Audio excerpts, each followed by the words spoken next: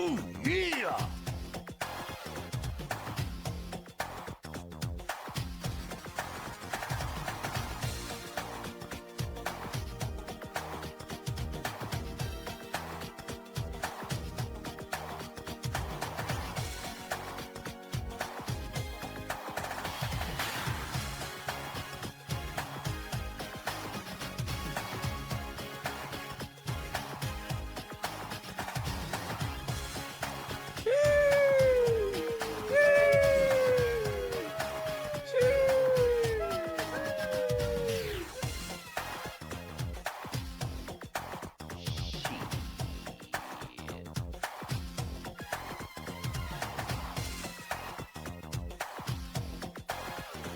Ooh, yeah!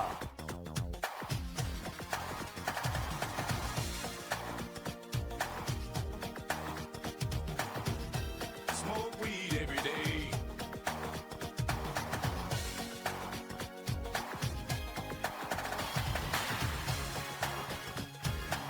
Smoke weed every day.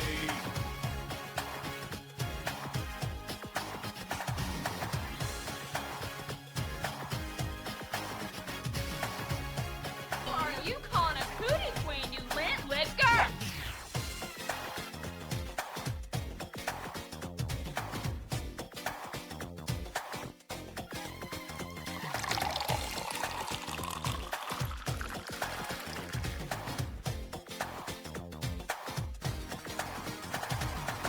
Like that shit, smoke that shit, pass that shit.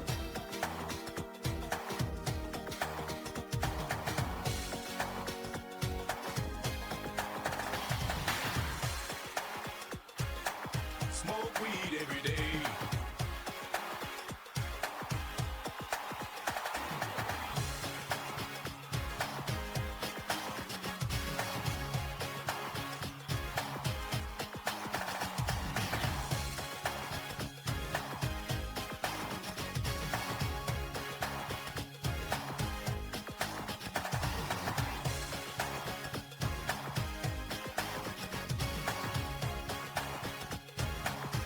Give me a hell yeah!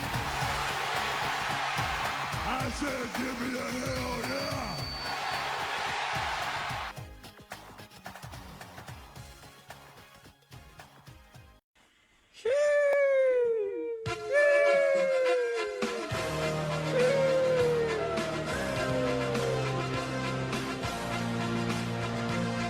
It was at that moment he knew he fucked up.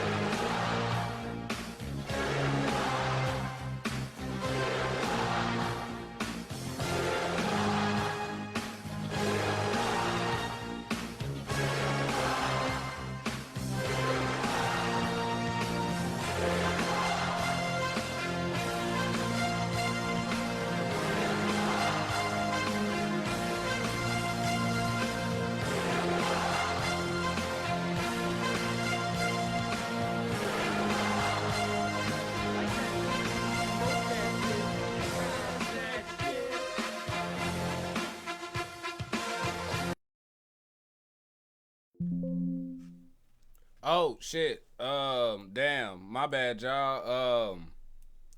I was not planning on being right on here right now, so y'all give your boy a second, and I'll be right black. We got to do. You know what? Nah.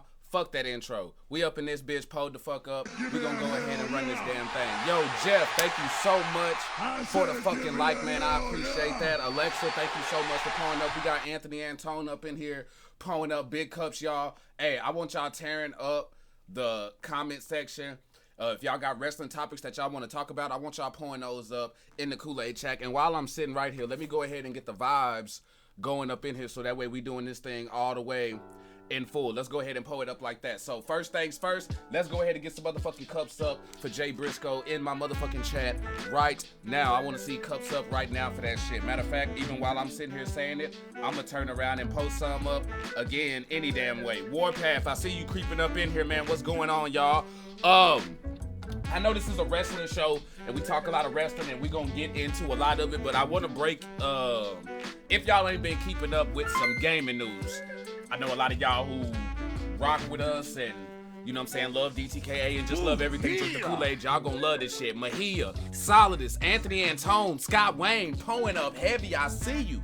007 GoldenEye drops Friday on Xbox Game Pass and Nintendo Switch Online. So for all y'all out there, I'm just letting y'all know. But I need a hashtag May Young in the motherfucking chat, and Solidus just dropped in 100 stars and got May Young with those puppies, y'all. Go ahead and drop the hashtag May Young and shout outs to the homie. Look, even his homie Warpath is pulling it up. I think this is gonna be pretty fucking fire. I knew it was coming out. I was expecting it soon, but I wasn't expecting that shit this fucking soon. Like this Friday, that hoe is dropping. So Friday is gonna be lit between BMF, GoldenEye, and then just, matter of fact, Weekends is just fucking lit right now. That we're about to find out. Time to find out. You damn right. Insane Asylum with the like. Thank you so much for pulling up, y'all. Well, hey, let's go ahead and do this. I just wanted to break that out the way for all my retro heads out there. You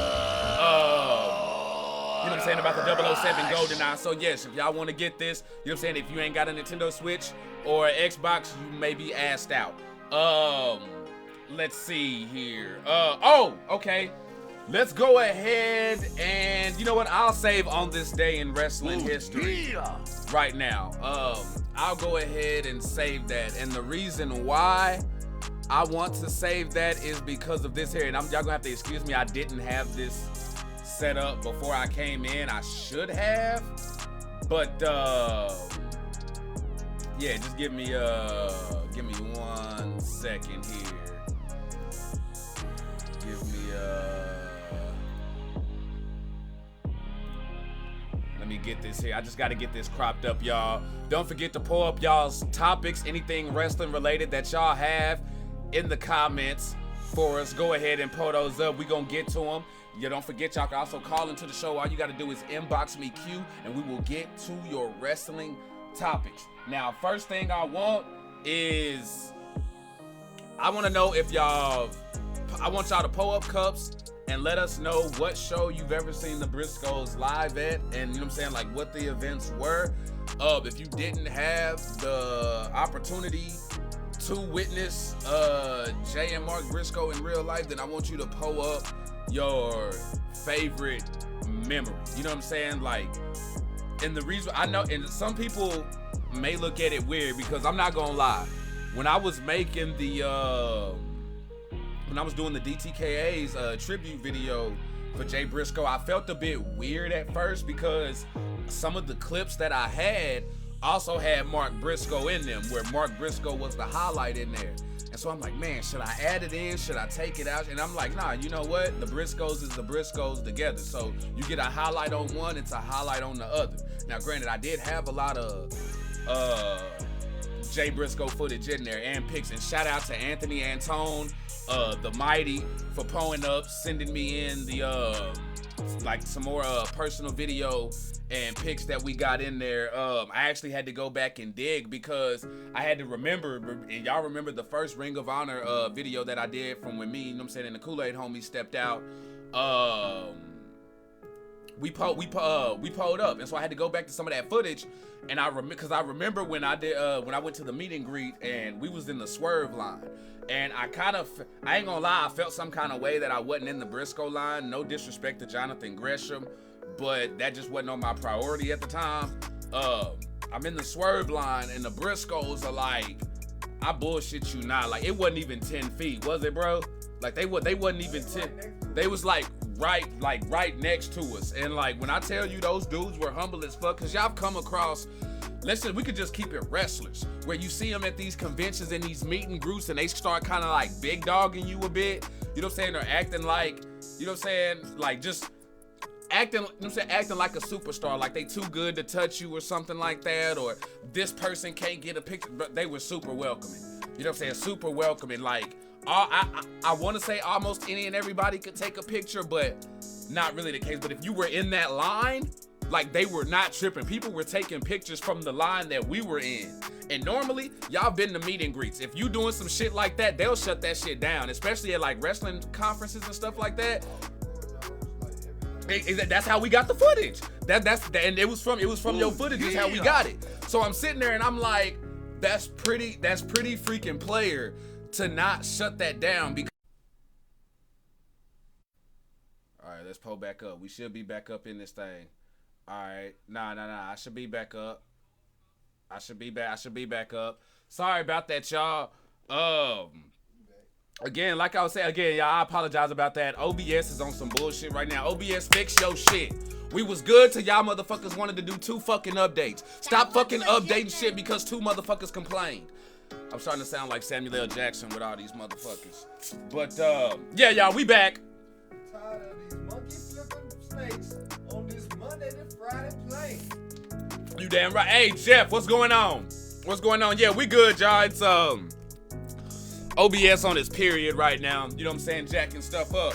But, nah, I thought it was real cool that they weren't you know what I'm saying? Everybody just wasn't acting all bougie when it came to pics and videos. And I saw some comments in here saying never met the Briscoes. Let's see. Cody is my pick for winning the men's. Hold on. Insane Asylum. Stay sipping with us. Stay sipping with us because that's actually gonna be a topic that, oh shit, excuse me. That's actually a topic that I have on here on the show. And yo, feel free, y'all, if y'all want to call in and be on the show. This does not just apply to the sippers here who, like, you know what I'm saying, who already been here. If this is your first time watching the show, all you got to do is inbox me, Archie Red, on Facebook Messenger with the word Q. You know what I'm saying? You can spell it out or just type the letter. It doesn't matter. We gonna get the fucking point. And we got you. But hey, Insane Asylum, stay sipping with us, man, and we definitely gonna get to that.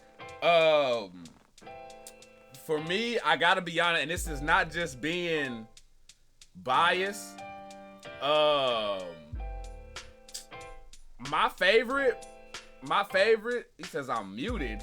Y'all can't hear me? Check and see if you can hear me. You can't? Damn, my mic is... You can? Yeah. Oh, okay. Y'all shit must be late then or something on delay. He said, okay, all right, bet. All right, just making sure I'm good. Just because I'm biased here. It has to be the tag team dot collar match with FTR here recently. And I say that for a multitude of reasons. Not just because I was there in person and saw it. Not just because it was a banger from the view that I was in and I got some crazy ass moments on camera.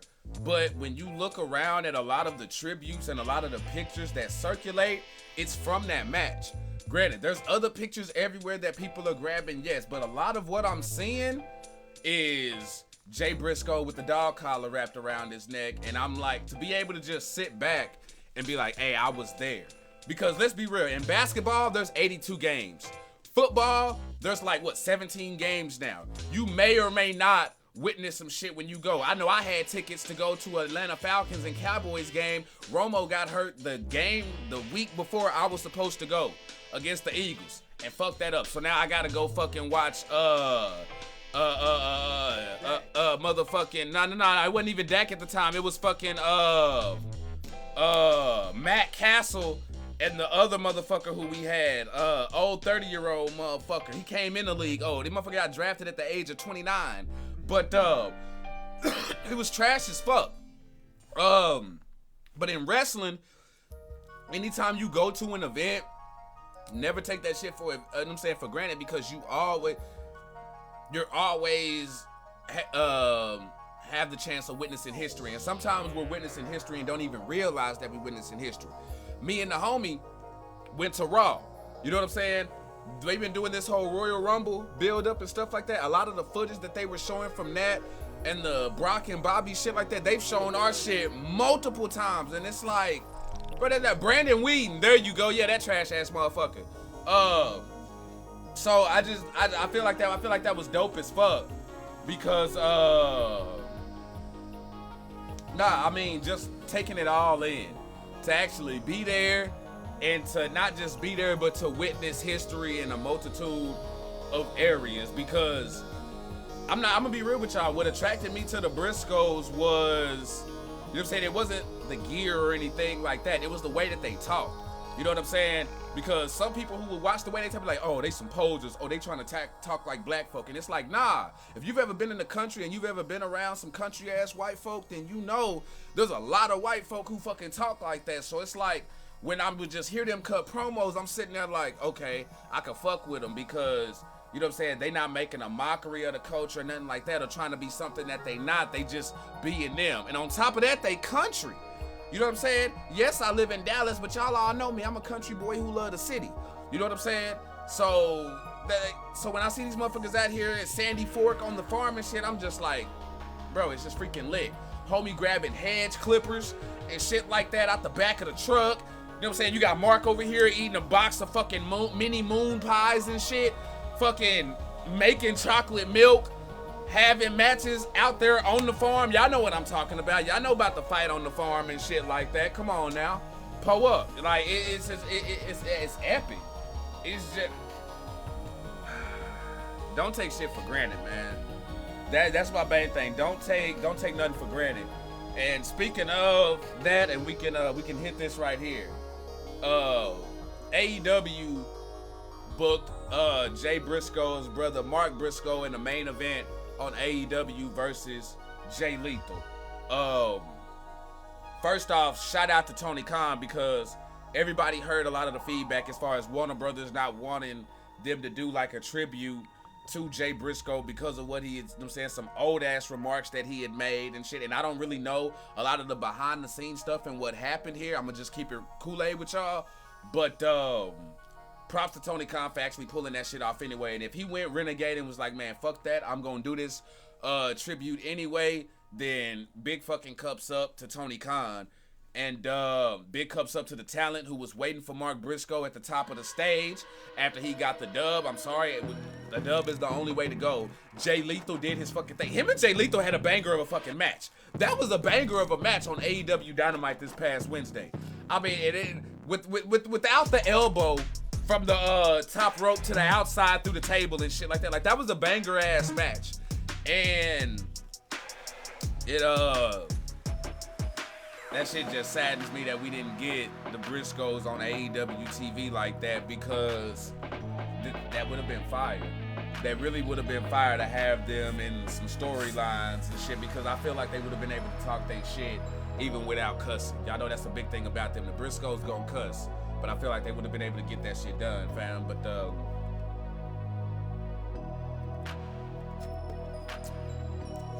Jeff asking me if I'm sure. Oh no, I'm not one of the. I'm not part of the Redneck Originals, bro. Because again, like I said, I'm country, but I'm a country boy who loves the city. Meaning, hey, I'll come visit y'all motherfuckers out there and shit. But unless money ain't a problem for me and I ain't got nothing to worry about, you know what I'm saying? Like, I'm good living comfortably. You know what I'm saying? I'm not moving out to the country because I'm gonna be out there and be bored than a bitch, and I don't want to have money and be bored than a bitch. You know what I'm saying? So, I mean, that's just what that is. Because it'd be a fucking dream to just be able to live out. You know what I'm saying? Not having to worry about no neighbors and shit. Doing nothing like that's just what that is. You know what I'm saying? I've grown up on fucking farms. You know what I mean? Like, that's why, like, when I watch some of their promos and shit like that, Grady, what's happening? It takes me back to Angie Poto's Cups Up. Hey, yo, Bengals is fucking killing it.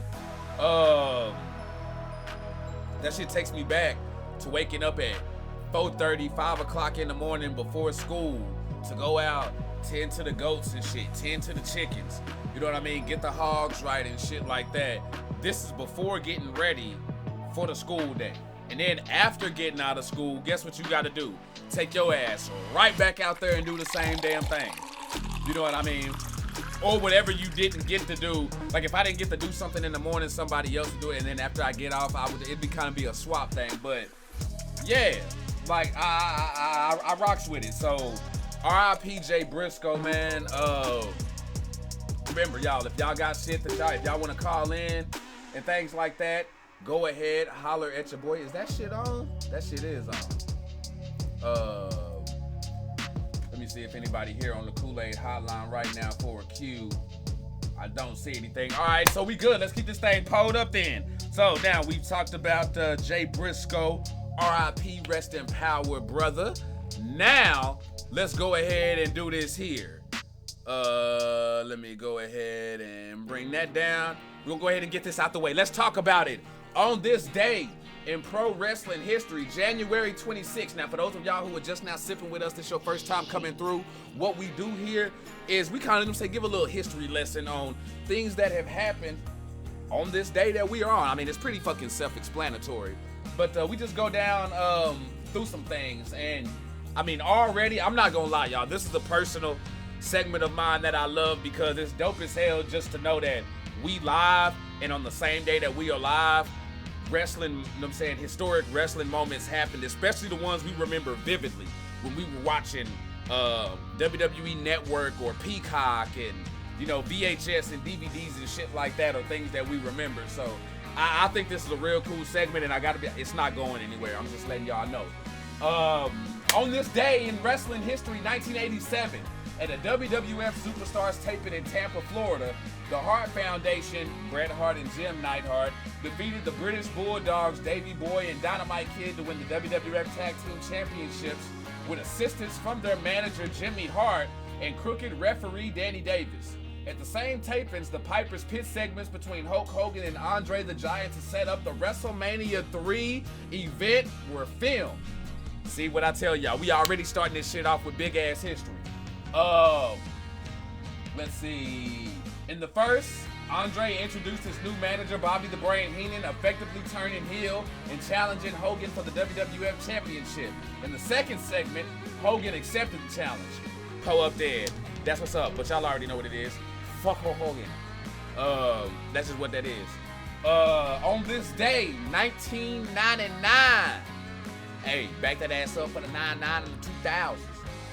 WWF Halftime Heat aired during halftime. Now, hold on. Before this is finished, since they talking about 99, I'm going to assume that this is The Rock and Mankind. Let's see if I'm right.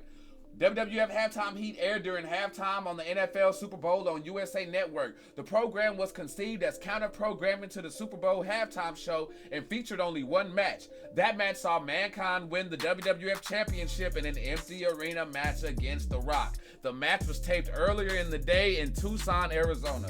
Okay, pull up, y'all, then I put that on my testicles and my kids. I did not, you know what I'm saying, see that beforehand. Your boy is just that damn good. Pull up, Jeff. That boy old school. Let's see here what we got here. On this day in 2004, after winning the Royal Rumble the previous night, SmackDown superstar Chris Benoit appeared on Raw and revealed he intended to challenge the World Heavyweight Champion Triple H in the main event of WrestleMania 20. Now, I think, was this the same night that him and Eddie Guerrero got the championships at that WrestleMania? He became champion and Eddie Guerrero became champion on the same night, and they had like that big ass celebration. I may be wrong, shippers, correct me, but I think I'm right on that. Buckeye, thank you so much for the like. Grady, thank you so much for the like and the share. Go up, and shout out to everybody who pulling up sipping with us. Remember, y'all, if y'all haven't done so already, please hit that like, the thumbs up specifically if you want the notification to go off. The thumbs up, you know what I'm saying, will do it. And also hit us up with a share. Word of mouth is everything, and we trying to go around here. Let us know we doing big things over here and great things over here. On this day in 2014, Batista won the Royal Rumble match at the pay-per-view. All right, hold on. We got somebody here.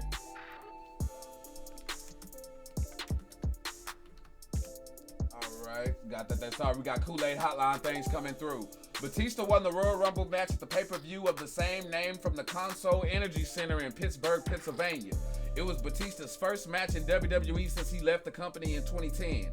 He last eliminated Roman Reigns, who broke the record number of eliminations in a single Rumble match with 12 oustings. This became previous record set in 2001 by one, obviously 11. The record was then broken by Brock Lesnar in 2020. Also of the historic note, the match was CM Punk's last appearance in a WWE ring as he walked out on the company the following night. History already. Also, for those of y'all who do not know, the pipe bomb wasn't a shoot. It was a work. Just dropping that on y'all for those of y'all who did not know that. In 2015, on this day, for just the second time in company history, Raw was canceled. The show was due to be held in the state of Connecticut, but due to severe and dangerous weather and a subsequent travel ban on residents, the show was called off and replaced with recaps and interview segments. The following night, SmackDown was also canceled.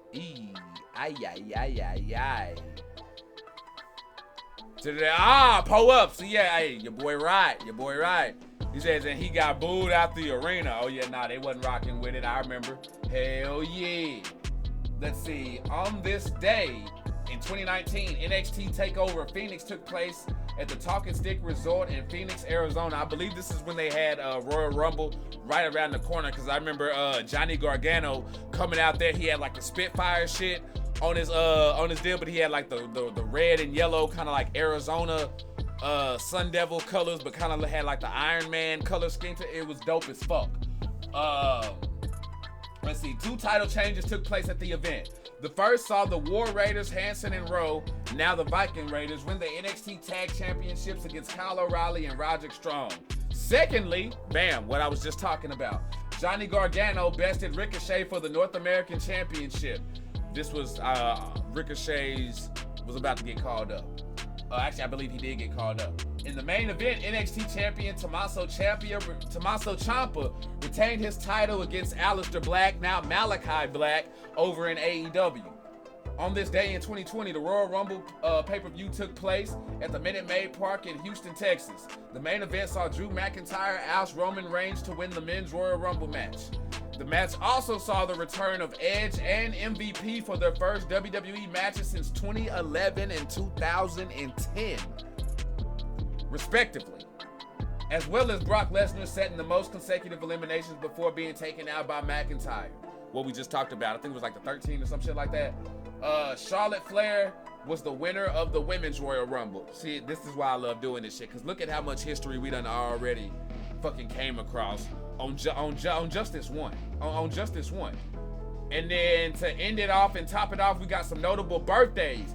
Born on this day, January 26th. Sasha Banks, born 1992. Taylor Wilde, born 1986. Villado Jr., born 1981. Road Warrior Animal, born 1960. And Gordon Soley, born 1929, 2 years before my pawpaw. R.I.P. A lot of great fucking birthdays, for real. Now that we got that out the way, let's go ahead and open up those Kool-Aid hotlines, shall we? Pull up. Now, remember, y'all, don't just blast my motherfucking line and just call me out the blue, because you will get disrespected. You know what I'm saying? Hit me with the cue, I hit you up, and then we get you up in here. You know what I'm saying? Pulling up, doing the damn thing. That's how we gonna do things around here. So, let's get it rocking. Pull up, because Kool-Aid's so good, even the diabetic can drink it, and if your ass ain't sipping, you're tripping. Hey.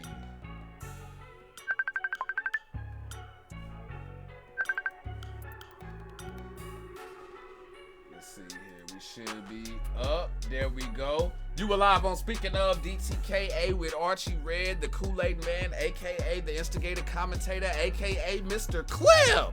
What flavor you sipping? Forever red. Man. All right, that's what the fuck I'm talking about. Hell yeah. Pull the hell up, my man. Solidus, y'all. We got Solidus on the line, bro. What's good with you, man? What's good? Well, my man, it's been a while since I called in, but I feel it's necessary because I have no good chief. I'm the big chief now. Oh. He is nowhere to be found. Oh, shit. Damn, we jumping off with shots already. Shout out to Muhammad with that like and that share. Pulling up for his brother. I really appreciate the love. Go ahead. My bad, man. Didn't mean to cut you off. All good. I stole a victory from him. Debatable. You could say I stole his Mama Chief's love from him. Ooh. I stole the title of Big Chief from him. What else is there, my man? Do you even have any pride or self-respect left? Because this is the real reason why I'm calling. 2 weeks ago, the IC belt, you could say it means a lot to me. I want that 4th ring. Ooh. That Kool-Aid pack was the expressway to it. And this idiot stands in the way of that. What have I done to disrespect you? So you're not even mad. So you're not even mad at Big. I know. Well, you're kind of upset that Big Brother got it because, of course, you would like to have it. But it's that Big Chief cost you the opportunity, and getting that thing, or like got in your way of getting that Kool-Aid pack in that match. Is that what you're saying? Absolutely. Okay. Opportunity, not opportunity. That thing would have been a done deal if I would have just. Ooh, put a fork in it. Done. How you like your steaks? Well done. Ooh, now y'all, if you got a girl sitting next to you, whether it's your left or your right, just turn to her and say, how you like your eggs, fried or fertilized? All right, never mind, y'all. I'm sorry. I'm bullshitting. Don't pay me no mind. Pull up, Solidus. You got it. So, if whatever you have left, self-respect, dignity, I don't know, who knows, my man? Who even knows? But see me in the ring on Sunday, because like whatever's left of you, I'm just gonna take it and just end you once and for all. Because I'm tired of this shit. You can't live with your failure, so I'm gonna just put you down the rest once and for all. Ooh. Now, how any idea on how you plan on? I'm saying, like, what's the idea here? How we about to get this thing done? You know what I'm saying? Are weapons gonna be involved? Are you about to stone cold this motherfucker with a car? Or what's going on here? What we doing? I mean, he honestly, at this point, he can pick any match he wants, because I'm better than him outside the ring. I'm better than him inside the ring. I'm better than him at a 7-Eleven. I'm better than him at a Walmart. Like, I'm better than him in all facets of life. So whatever he wants to do, he can do it. So I'm fine with a 1v1 match again. I'll whip his ass again. So, oh, damn it. Okay. I was waiting. My man, I had to look at the comments. Yeah, he up in here. Chief definitely hear you talking. He say you crying. He say Solidus is crying right now with an SMH and some laughing emojis right here. Yes, y'all, they call me the instigator commentator for a reason. Pull up. So, if you like to talk, how about let's not have a match. Let's have a fight. And I'll even pay for it myself. I'll pay for Mama Chief's ringside seat so she can see what I'm gonna do to her son. Oh, damn. Okay, damn. See, damn, I'm not touching that one with a 50-foot pole. Chief, he on you right now, man. He says you can pick the match. It doesn't matter.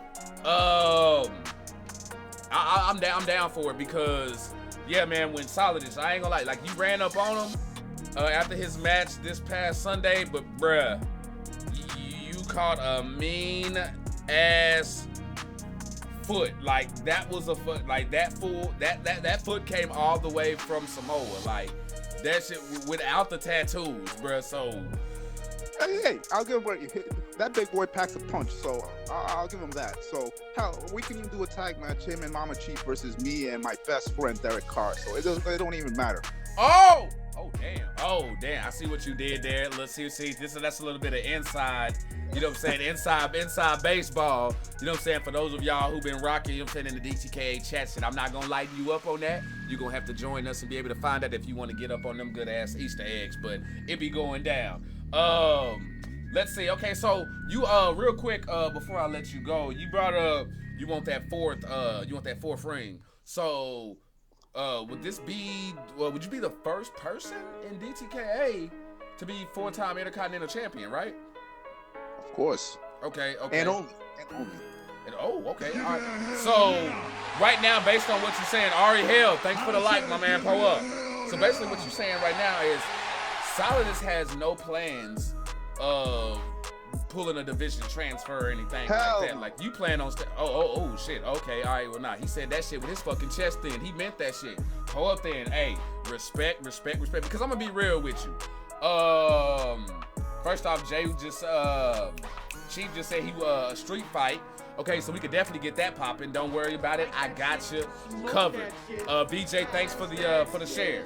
But damn, that made me lose my motherfucking train of thought there. I forgot what the fuck I was saying. All good, my man, because I'll pull off a Roddy Piper and hit him over there with a coconut, so it's all good.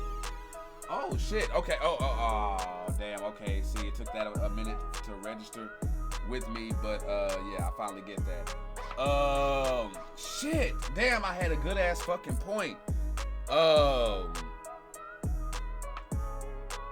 It'll come to me. It'll come Go to to me. the IC division. I know. Oh no. Okay, yeah. So you don't, cause I know a lot of people they love to, they get, you know what I'm saying, like a lot. There's two things I notice when it comes to championship perks.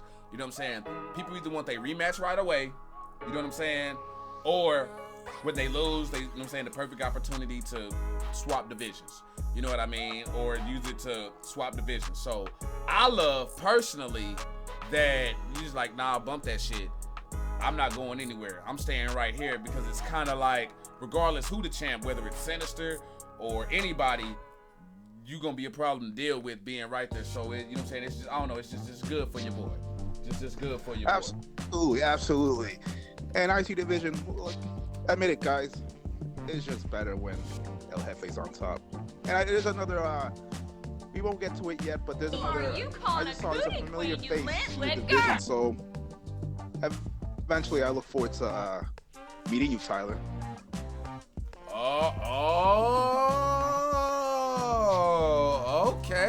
Okay, picked up on that. Jeff says King of the Indies is my home. I ain't leaving. Okay, Jeff, hey, pull up on that. But hey, is there anything else you gotta say to the Sippers before I let you go, Solidus, man? Yeah, man, just out of character. That's cool. I just wanted to ask your opinion on. I don't know if anybody else is into that Bray Wyatt, LA Knight, and Undertaker segment, because I feel like we all feel like WWE's kind of dropped the ball with Bray, but in my opinion, I feel like he's always should have been young Undertaker's successor in a way. You know what I mean? Like with that supernatural gimmick. So I guess I'm glad to finally see them together. I guess, you know what I mean? For me, it's I do agree, because of course the first run was on Bray. You know what I'm saying? Everybody knows that Bray messed up the first go around, but of course WWE botched that shit when it came to the Fiend and that infamous freaking Hell in a Cell match with Seth Rollins that we ain't even gotta get into it. We all know that killed it. And then at the time we felt like what they did with Roman when they first brought him back, when it was him and Braun Strowman, when the Fiend was going up against Braun Strowman, and then Roman popped in out of there. It's like, damn, y'all put the nail in the coffin on him. But this go around, since coming back, they're doing him right, and I love him being paired up with LA Knight, because LA Knight deserves it.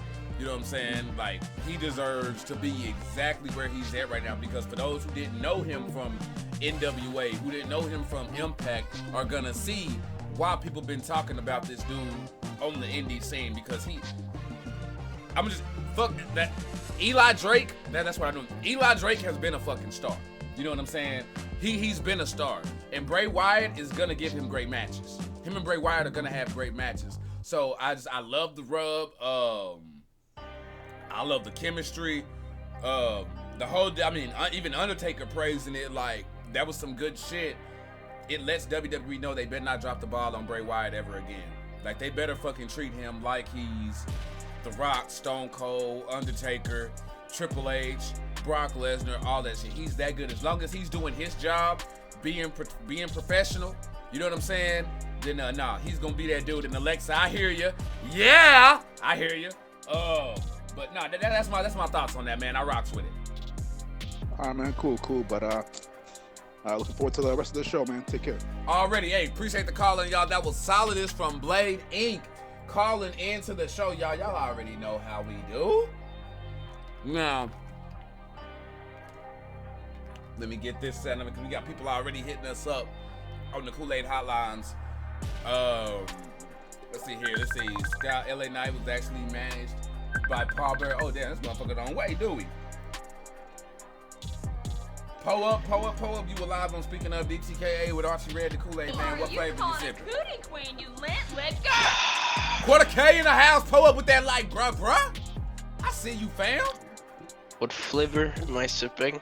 Yeah, what flavor you sipping? We went over this. All right. We already know it's the blue Kool-Aid. Okay, pull up. I am not excited to see you, but you know what? And I ain't excited to hear your damn voice either, but pull up. I bet the commercials won't hear, I bet the commercials and the contracts from your producer and all the, Snickers and all the food. I'm sure the companies are not gonna enjoy me talking crap, but I honestly. Neither are think, my viewers, but pull up. Well, just gonna kick it off so far. We beat. I mean, I'm so happy. We beat 4 members. Sorry, I was gonna say 4 members of Hustle and Money, but I guess 2 already ditched. So, sorry, we beat 2 members of Hustle and Money and 2 dweebs. All right, I am ecstatic. All right, we weren't prepared for any of that, but you know what? You know Hustle and Money. We're prepared for ABM to make their appearance and do what they did, but that was more about them and Hustle and Money than y'all. But hey, Quarter K, thanks for that share. But carry on, you got the flow. Muhammad Better coming in not with some interrupt praise. me again. Better not interrupt me again. I swear to God. Anyways, So what you gonna do? Exactly. Keep talking. You gonna stay on the line and you gonna talk your shit. Say what you gotta say. Pull up. since Hustle and Money and DB and Antone are currently butting heads and sucking each other. No. Whoa! While they're doing their thing, let's look in the future. Alright, since they're gone, I realized the tug division, no one can stop us, technically. You know, we beat Headhunters, we beat Hustle and Money, we beat a lot more people than that. And what's next? Well, you see, the Shaolin Warriors are looking kind of juicy right now, and they're not in the way people, may seem, or may. Yeah, my God, can't talk. Hey, bro, stop sipping that Arizona. That's my line. My line. Got him. Anyways, Shaolin Warriors are bald and outgrown. Listen to me very closely, okay? I'm just gonna say I'm paying very close attention to you. I see all the smack talk you do every day in the back of the locker room, like blah blah blah, Ari, blah blah blah, Asher, blah blah blah. Trust me when I say that's gonna come back, because karma is a B word. Alright? Yes, it is. So those titles are looking amazing around me, Asher, and Mohammed technically. And I'm sure Mohammed will force that. And knowing the power we hold, I'm sure the boss will comply and make the match already. I don't know, man. The boss, how many matches have y'all won in a row?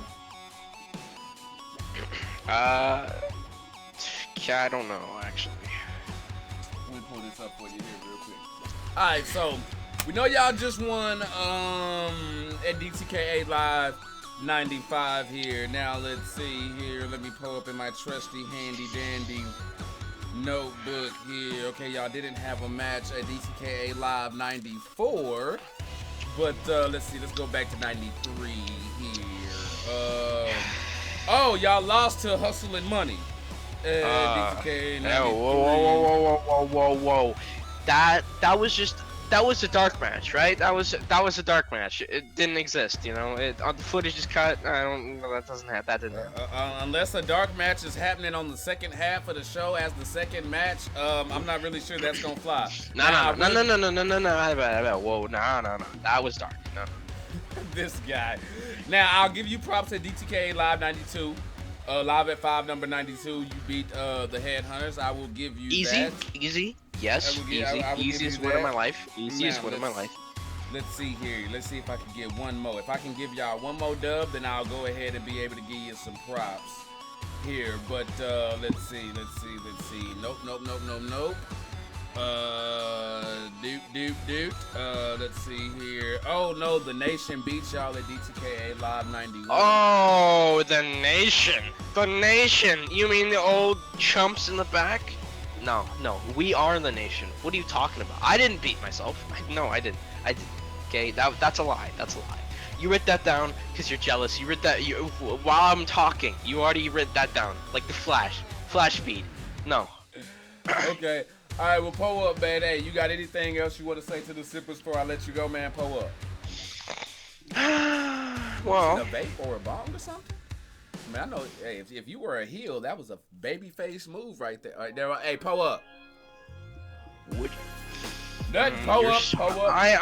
I'm yay close from getting on there, cutting the live broadcast feed, and making everyone's day a living hell. So Sippers, watch your if you tongue. do that, we egging his house.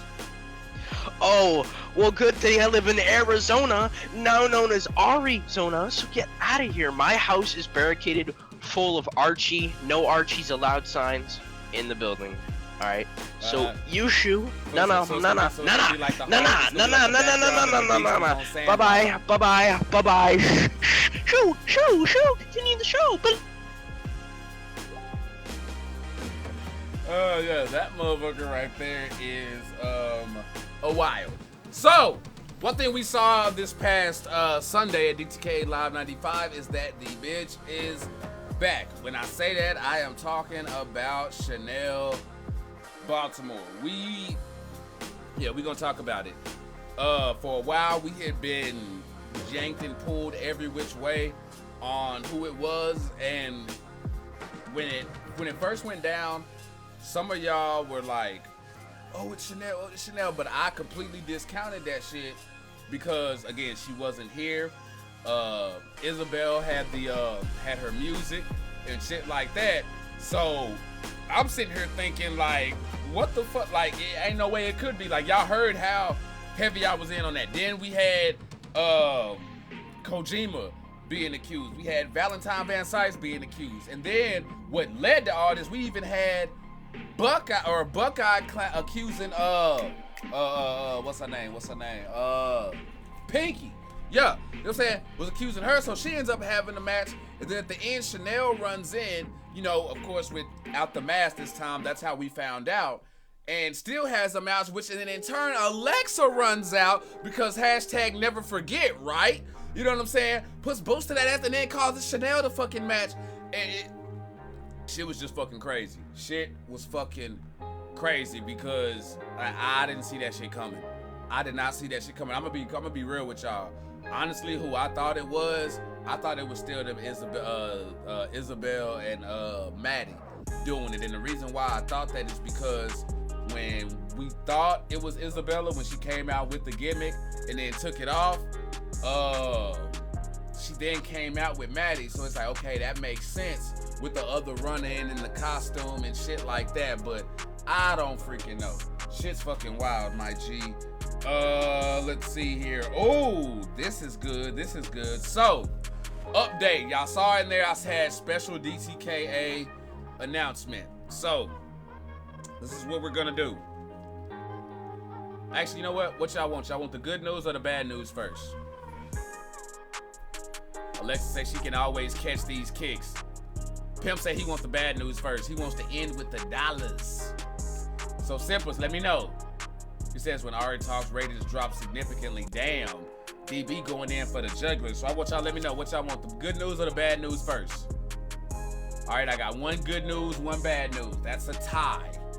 So I need some more Simples to go ahead and chime in on here. Which one y'all want? Because I got two big updates right now. Okay, we got Chief coming in with the bad news. Jeff saying bad news. Okay, then that's 3-1 right now.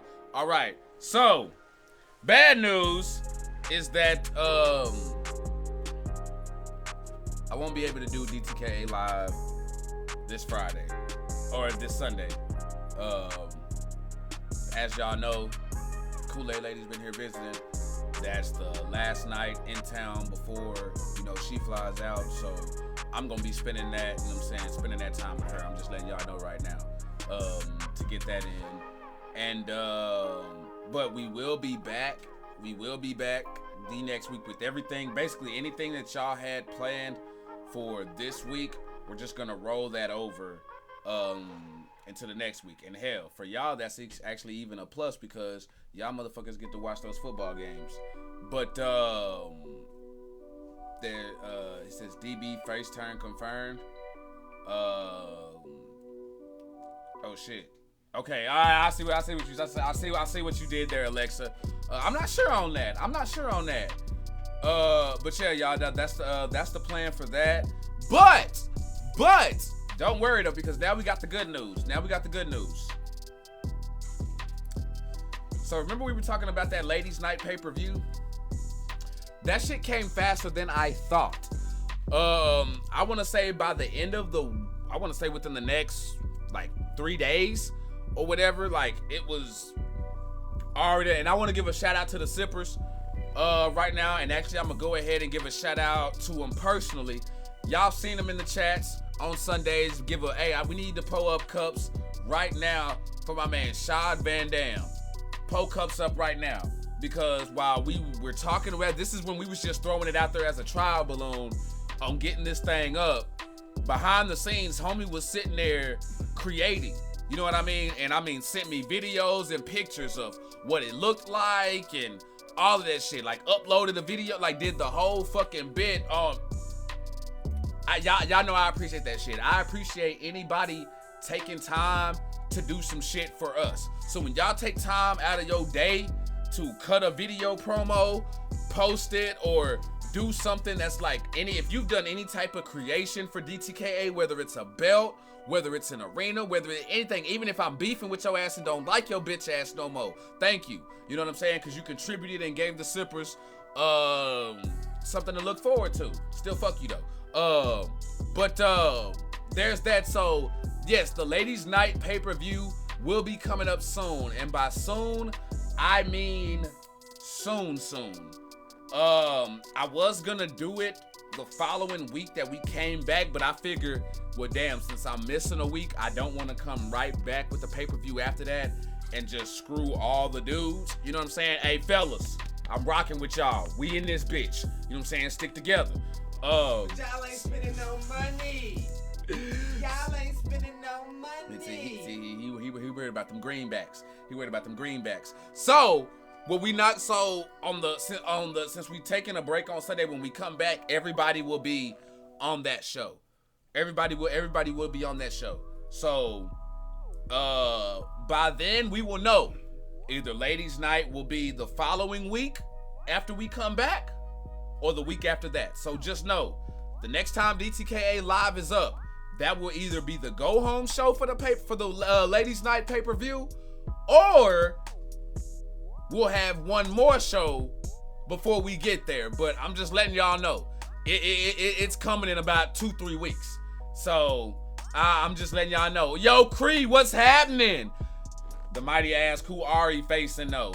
Oh shit. Okay, I see what you did there. Oh shit.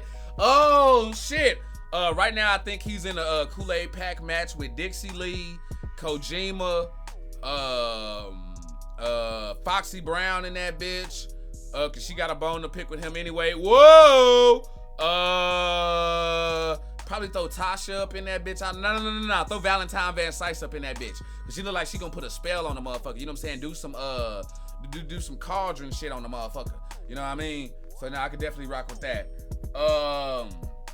But yeah, y'all, that's the freaking plan on doing that. So I do want to give a big shout out to really all y'all, because if y'all, I'm gonna say it again, for any of y'all who have stopped down and taken the time to come through and rock with us and sip with us and pull up and do the damn thing, I really appreciate y'all, because y'all keep this motherfucker moving. You know what I mean? And y'all really do keep us wanting to do this shit. I don't give a fuck what nobody say. You know what I'm saying? Don't nobody want to be doing shit that ain't nobody watching. You know what I'm saying? So if y'all wasn't watching this shit and tuning it in, I don't know how long I'd be doing this shit. And I was scared as fuck when I launched this shit 3 years ago, as far as the DTKA wrestling shit, and then the talk show later on, because everybody said I should fucking have one. And I thought it'd be better for the live shows as well. Instead of me being up in front of the camera when y'all came to get to some action, we'll just separate it. But thank y'all. Sorry about that. I got on a tangent. We got those Kool-Aid lines open. I don't believe our next, let's see. Oh shit. Hold on real quick. Okay, hold on. There we go. Okay, my bad. I'm sorry. Yo, Scott, get at me, man. Check your inbox. if you watching. I thought I responded to you. I didn't, but go ahead and get in, y'all. We got Scott Wayne from the World Title Division calling in to the show right now. Don't forget, y'all, we also got last call on the second half of the show where that's your last chance to get your calls in. Pull up. You were live on Speaking of DTKA with Archie Red, the Kool-Aid man. What flavor you sipping? Archie, I Yes, believe sir. you know who this is, don't you? Oh yeah, man, it's that motherfucking the coldest cowboy in the motherfucking land. What's going on? You keeping that tumbleweed clear out there, bro? Tumbleweeds are cleared. Names on bounties. The way I see it, everything's coming up as it usually is. I love it. I love that. Speaking of bounties, you I saw you had was it Vashon or Giuseppe on your list? Who was on your you just had a bounty. I can't remember if it was Vashon or Giuseppe because I feel like I've seen both. Was Giuseppe your most recent bounty? Last week Sunday, I dealt with Giuseppe on the bounty because remember he was being welcomed to the heavyweight division, and I said I was going to roll out the welcoming carpet for him, and I was going to be his first test. Yeah, that was Giuseppe, but it was Vashon Munoz who had eliminated you from the Kool-Aid Cup, and then Giuseppe is who you were welcoming to the World Title Division. Yeah. Pull up. So, like, is that where we at with this? Pretty much, you know what I'm saying? Is that what that is? You pretty much want to give him that welcome to the division? Is that what I'm hearing right now? I gave Giuseppe that opportunity last week, so now my sights are set on Vashon. I still remember him besting in that Kool-Aid Cup, knocking me down. And damage retention was on that cup, so any damage I took was retained from that. And yeah, I anything that happened in your previous match carried over into the next match, and I'm glad you brought that up because, like, for sippers out there, if y'all ever watching and y'all wondering, like, damn, if anybody's doing a tournament setup, why did the next match end so fast? It's because of damage retention, and I love it. But pull up. Yeah, and you remember I had that first round matchup against Jet Black, who I previously had a bit of a feud with.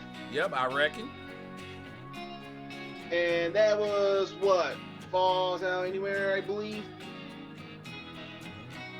I'm sorry, bring that back one more time. I got distracted by Leo Blade taking a shot at you in the comments. Speaking of Leo Blade, I'll take a shot right back at him. Oh, quit Draw McGraw. He wants to take a shot at me, I'll take a shot back at him. He calls himself a champion. Since when does he give people open challenges? When has he defended that belt rather than on a pay-per-view? Step up on a regular DK Promotions thing and put Hey, your Scott title Wayne on bringing up a against valid someone point. That's a valid And- point. And see, here's the thing, Leo Blade. I ain't got to you quite yet because you are quite possibly a challenging opponent, but you got what? Deuce, Arian, you got like what? Deuce, what is Solidus, it? Warpath, Athena over there. Warpath. No, speaking of which, when Warpath first beat you, Leo Blade, I thought, okay, this might be a new beginning because Warpath might bring up the open challenge thing, only for us to be swerved like, oh shoot, Solidus and Warpath have been in cahoots with Leo Blade the whole time, The and whole they damn time. swerved us. The whole damn time. Show right. No, yeah, go ahead. So here's what's gonna go down. I've got some plans with Vashon Munoz to pick up right where we left off on the Kool-Aid Cup. He faced me in that semifinal match with damage retention. He didn't face me at full 100%. So my suggestion would be he and I run it back, but this time both of us at 100%. But then when he and I get done, I'm still gonna be scratching and clawing my way to you, Leo Blade. And it don't matter who I gotta step up with. I know Athena can't touch me. Ooh, okay, you know what? I like that. You know what? Hold on now. Let's end it right there, bro. Cause I'm sorry, I love that right there. You ain't no way we gonna top that spice right there, bro. Ain't no way. Scott Wayne coming in with that heat, y'all. Straight up. Huh? What? I got Louisiana hot sauce. Black folks. Bro, it's looking wild. Scott Wayne, I appreciate the call in, man. Stay sipping, bro. I appreciate you pulling up with us, man. Glad having you on. Thanks, man. Hold up. My man, I'm over here talking about the song, and my man brought it up. Bro, you know you can't bring up Louisiana hot sauce on that. That is goated. That is God tier. Nobody's beating Louisiana hot sauce. Nobody's beating Louisiana hot sauce. Yes, I'm talking to you, Frank's Red Hot. James Novak with that like and that share. Pull up. Valentino's they can get some jabs in there, motherfucker. Okay, I don't know about them because I ain't never tried them before, so I ain't gonna front. But Valentino's, that's the motherfucking that bottle that we used to have in the crib. The, like oval one with the orange top.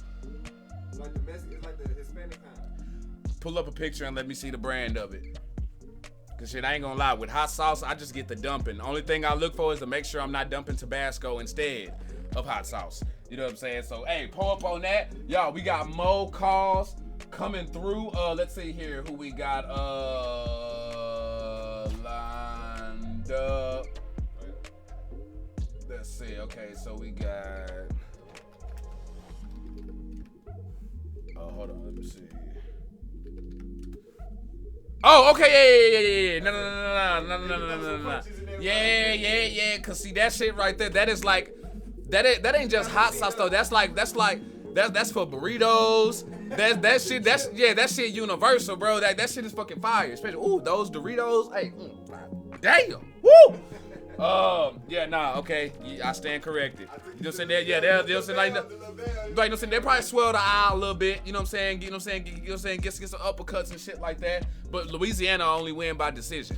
You know what I'm saying? On that one, that's a win by decision. Ain't nobody getting knocked out on that one. Pull up. Alexa says, Archie, I have not forgot what Chanel did to my family. I will run her out of DTKA again. And he said, oh shit. Okay, Alexa coming in with that heat. Warpath says Scott Wayne gets his sauce from New York City. Hey, I know dude is a heel and all, but I'm sorry. Cups up for Warpath, because that is one of my favorite salsa commercials ever. They sitting there and homie pull up, got a fucking car alarm on his horse and shit. Like, what's going on with him? I reckon he gets his salsa from New York City. New York City? Like, yo, Warpath coming in with the throwback. Now, James Novak says Frank's Red Hot sauce is the best, and so is Tabasco. So, but hold on, Frank's Red Hot can't be the best in Tabasco. Like you can't have both, James. You can't have both, James. Which one is it? Is it Frank's or Tabasco for you? Which one is it? Because I can argue Tabasco. I ain't gonna lie, Frank's Red Hot is gonna give me a run for my money because Frank's Red Hot is about as universal as that's what Frank's Red Hot. That's the thing. That shit is everywhere. I had a head chef back when I worked at Whole Foods. He made like some sweet and sour chicken wings or whatever, but he used some rock jazz. This is what Archie wants to look like when he goes to the gym. What the fuck? This is what Archie. Hell no. Hey, look, literally, let's put him in the seat. This is how Archie gonna be. That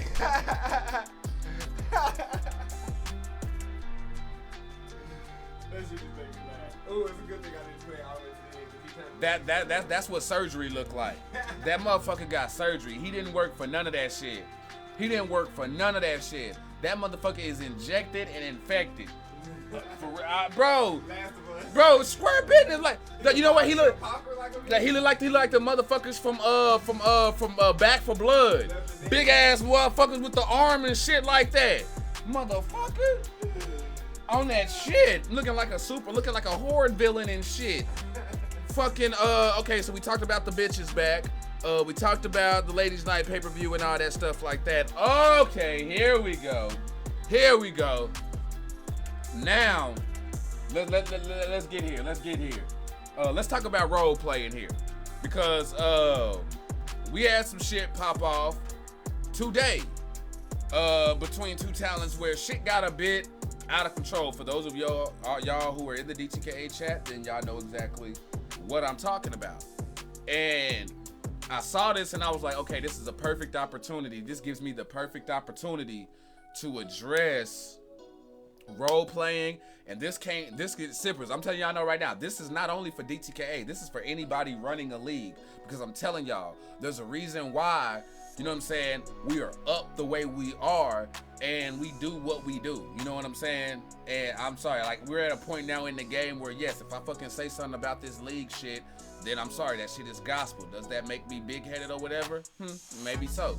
But at the end of the day, I got facts to back this shit. So, when it comes to role playing, I say the first thing that you need to do when role playing and getting into these leagues, the first thing you need to do is get rid of. Don't worry about that win-loss shit. Don't worry about wins and losses, because worrying about wins and losses only bring fucking drama and toxic shit. And let's be real, we all not gonna win. Hell, some of us gonna lose 6-7 times in a row. A lot of y'all have, when y'all started out, went down that road. You know what I'm saying? So it happens. So never get caught up in wins and losses, because just by being active and making your presence known and even getting over, putting in the work to get over, like people talk about fucking Rude Boy Rufus. People clamor for that motherfucker. You know what I mean? Like, love him or hate him, Leo Blade gets people talking. Solidus gets people talking. You know what I mean? Lucius West gets people talking. Chambers gets a reaction out of people. You know what I'm saying? So you gotta, it's not about wins and losses. Hell, right now, VJ is in a world title championship feud with Leo Blade, and VJ don't got a winning record. VJ, I got the records right here. Here, this is why I love having this shit up. I'll pull it up for y'all right now. And this is why, for those of y'all who don't know, also, in case y'all was sleeping under a fucking rock or not paying attention, you know what I'm saying? I know some of y'all don't be paying attention because some of y'all was hitting me up wondering about a show on Thursday after I done said that shit over a month ago that we doing every other Thursday. I know some of y'all be sitting there with the phone on and shit, using us as background noise. You know what I'm saying? Just pulling up cups every now and then and shit like that. Don't think I'm stupid. You know what I'm saying? I graduated high school.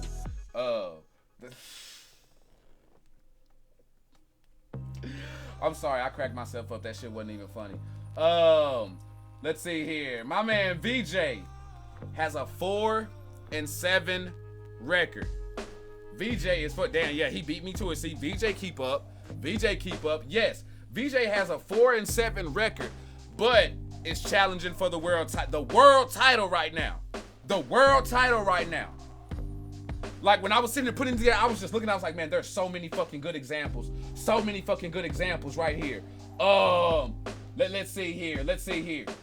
Okay, nah, he actually kind of got a record. He's shitting on y'all right now. Okay, that example ain't gonna work. Hold on. Look at this. Your King of the Indies champion. Your King of the Indies champion has a losing record. 4-6. Muhammad is 4-6 right now. You know what I'm saying? Like, that's just real. Now, hasn't always been 4-6, but as we sit right here, right now on January 26th, has a losing record. But guess what? You still see Muhammad promos. You still see him going in on y'all ass. You still see him showing up. You still see him putting forth the effort. And to be honest with you, I'm gonna keep it Kool-Aid. We see the same effort from Muhammad as a champion than we do when he doesn't have a belt. Even when he's not chasing the title, if he's just having a feud with somebody, he makes sure he gonna cut out that time and get that shit in and put that time in. That's why people talking about him. Like, hey, again, call it what y'all want. Ari get you motherfuckers talking. You know what I'm saying? The fucking Deadly Shaolin Warriors be getting motherfuckers talking. So, like, this is just, DB says, who is next up on the call-in? Let me check, bro. I believe the Mighty is the next person up on call-in. We're just waiting on the Mighty to call in. But let me give my shit off here real quick though, and then y'all can chime in if you want. But I feel like worrying about wins and losses takes the fun out, not just for you, the individual, but the people involved. You know what I mean? If you can get rid of wins and losses, you can have so much more fun in this league shit, because it also helps you be more creative.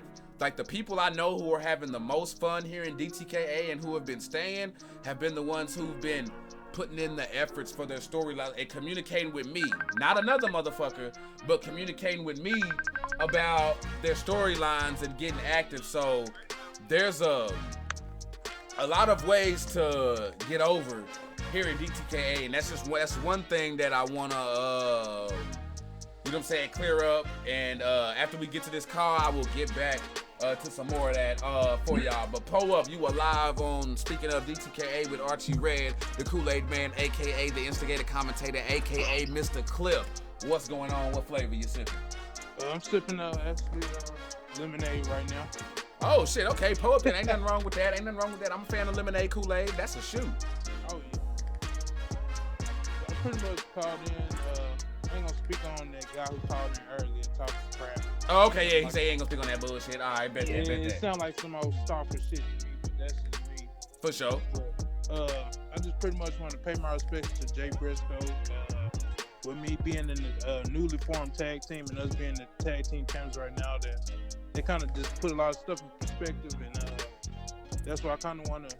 I talked to you about like trying to become more of a team with my partner, and just want to put respect on their name and show respect to the tag team division, and just speak to the tag team division and let them know that things just start getting a lot dangerous around here. Like, you're not gonna be playing with nobody no more. Like, this should get real dangerous around here. I like that. I like that you said it. I like a few things you said that caught my attention. I love the first thing was how what happened with Jay Briscoe brought y'all together more as a tag team. You know what I mean? Like, to make you know what I'm saying, like, to value the time that you have with your tag partner. You know what I mean? As far as the communication and, you know what I mean, and just staying on point and making sure y'all on the same page. Also, another thing you said that triggered in there, it also makes you respect just the tag team division as a whole, because I mean, you tag team champs right now. You've had a, you know, and it ain't been an easy road for the Shaolin Kings to get here and hold gold right now. Y'all done took y'all's losses, you know what I'm saying, as singles and as tag teams. You know what I'm saying? And so it's crazy how certain things will put other things in perspective. You know what I mean? Even things that you weren't thinking of. You know what I mean? Like that's really real, bro. Because I ain't even I'm gonna keep it Kool-Aid with y'all for real. Like, when that shit came down, like I say I probably done cried about a total of 4 times on that shit, because it's I don't know, man. I don't know if it's just because I'm older now or what, but that shit hits a lot. You know what I'm saying? That shit just it hits hard. And then there's even more of a connection when you done shared space, you know what I'm saying, with those folks. Yeah. You know what I'm saying? Like, that, people can call it what they want. It ain't no cloud chasing shit or nothing like that. When you've actually shared space, you know what I'm saying, with somebody who done passed it away, especially when it's somebody with the stature of a Jay Briscoe, a Mark Briscoe, a Swerve, or just anybody. You know what I mean? And then you look up and then they gone. That shit's gonna fucking affect you, and it's gonna stick with you, and it'll be something you won't forget. You know what I'm saying? So I definitely appreciate that outlook on there, because if I'm gonna keep it Kool-Aid, before the Deadly Shaolin Warriors even got there, like, for a minute, the tag team division, I ain't gonna lie, it was kind of stale. You know what I mean? We had Hustling Money, we had the Headhunters, like, keeping it up and active. You know what I'm saying? The Divine Rapture was up in there, but it seemed like everybody else was kind of just stagnant in a way. But y'all, like y'all woken that motherfucker, like, all the way up, and that's just what's up, man. I appreciate the love, and also, I mean, shit, just a peek behind the curtain, break the fourth down, whatever you want to call it, for y'all the sippers out there. Me, the Mighty, and Chief was all at, you know what I'm saying, like, at that show. The dog collar tag team match, and then me and Mr. Luscious was actually at the first one that they did with against FTR when they had just bought Ring of Honor. You know what I mean? So, like, y'all, these things are I mean, this shit's. I can't speak for everybody else, but I can speak for me. This shit's more than wrestling to me. Like since I done got back in, like this shit is a passion for real. Like wrestling is right there with music, it's right there with streaming and all that shit. When you talk about shit that I have a passion in, video games, all that shit, like it's something special, bro. So shout out to Muhammad. You know what I'm saying? Muhammad be going out to, like, I don't think there's an event. If it's a wrestling event that comes through the city, you know what I'm saying? We at them hoes. Like, real shit. If that shit come through the fucking city, you gonna see about, well, shit, now, like, shit, about 6-7 Kool-Aid sippers in that bitch. You know what I'm saying? Yep. Me and Mr. Luscious gonna be at that hoe. The Mighty gonna be at that hoe. Chief gonna be at that bitch. And then you gonna have Muhammad, who Muhammad always rolling 3-4 deep. So, hey, we heavy in that thing. So I appreciate that love, man. And you got anything else you want to say to the Sippers, man? Or shit, locker room, anything?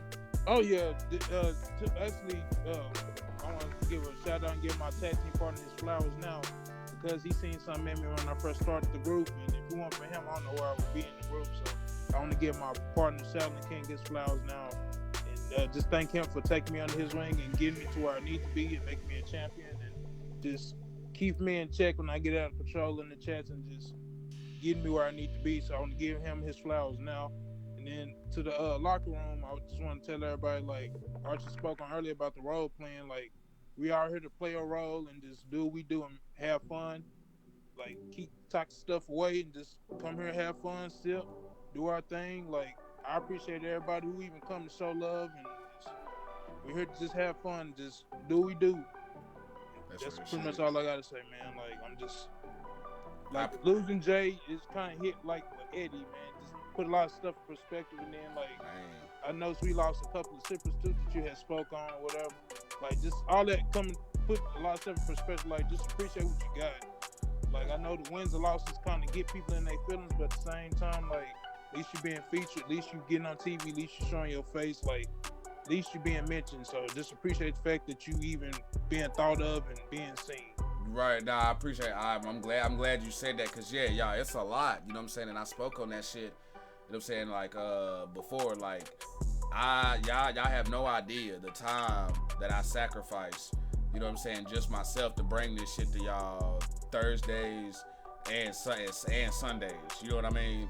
So like it's a lot going on. So I mean that shit means a lot, and I appreciate that when you got other folks, you know what I'm saying, like recognizing that and you know what I'm saying and speaking on it. So Mighty, I appreciate that outlook, bro. Much love. No problem, man. Shout out to Wild Man too. He know what I'm talking about. I ain't gonna speak on it, but shout out to Wild Man too.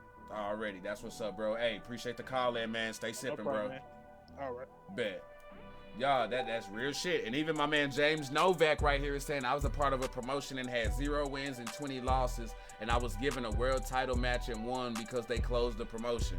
See, shit like that.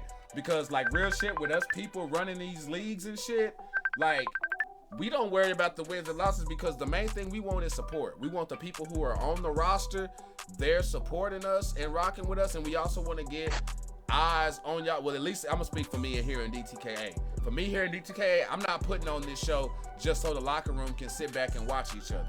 You know what I'm saying? I want to bring this shit on to where I want other people like the Claudes and the Porsches and shit like that, you know what I'm saying? And Wifey and everybody who don't even have anybody on these shows coming through, sitting through, watching with us and repping with us, you know what I'm saying? And so to do that and to get the most fun, it ain't about wins and losses. It's about activity and how much do you care about your character. You know what I'm saying? Because I got plenty of people, including the dude who I got on the line right now, DB Money on the line, you know what I'm saying? Who stay hitting me up, you know what I'm saying, with ideas and things like that. And y'all already know, if you hit me up with an idea, sometimes we don't always go with the idea. There may be like a caveat or something that convolutes something, so now we gotta switch things up and make adjustments. But the thing at the end of the day, we're still communicating to make sure that everybody gets what they want and everybody's accommodated. But I talk enough on here, so I'm gonna go ahead and, you know what I'm saying, pass the cup. You alive on Speaking of DTKA Promotions with Archie Red, the Kool-Aid. Man, what flavor you sipping? You know, Archie, I'm always sipping that red Kool-Aid. All fucking ready. Pull up, pull up, pull up, man. What's good? Now, I know you got questions. Yes, I do. DB's got answers. Okay, for sure. Now, what I want to know, I've seen you and the Big Bad Baby Daddy going at it back and forth as far as what led to Hustle and Money breaking up. Y'all obviously disagree on some things. I feel like y'all are both right on some things as well, but I want to hear from yo. What went down? What's the issue? What was the problem? Well, there was a lot of problems. But when that music hit during the Kool-Aid Cup finals, after I said, I got this, okay, that was the final straw.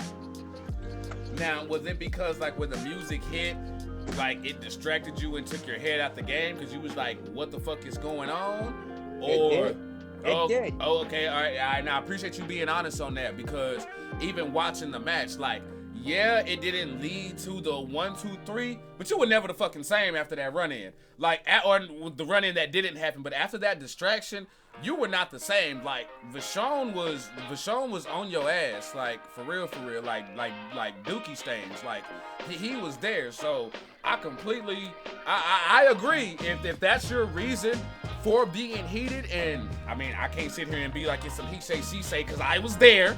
You know what I'm saying? I would say that's pretty valid. I would say that was valid, and I wish we could have the Big Bad Baby Daddy on. I know right now he working, doing this thing so we can really get that fully fucking cleared up. But if that's the reason, then hey, I'm not mad at you, bro. I'm not mad at you.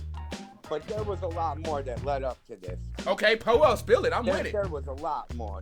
It started way back when I brought Tina in the group. Okay, and then Big Bad Baby Daddy brought Jackie back, and I had to get rid of my body. Are you calling a cootie queen? Hold up. Let go. Lucius, I see you with the like. Appreciate you pulling up. Y'all pull up some cuts for Lucius' wife in the chat. Group for a long time, and my cousin, he didn't want to leave Hustle and Money.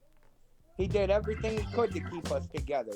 Yeah. Until we found out that I was right, and it was Sir Scott Ryan who let that music play that night.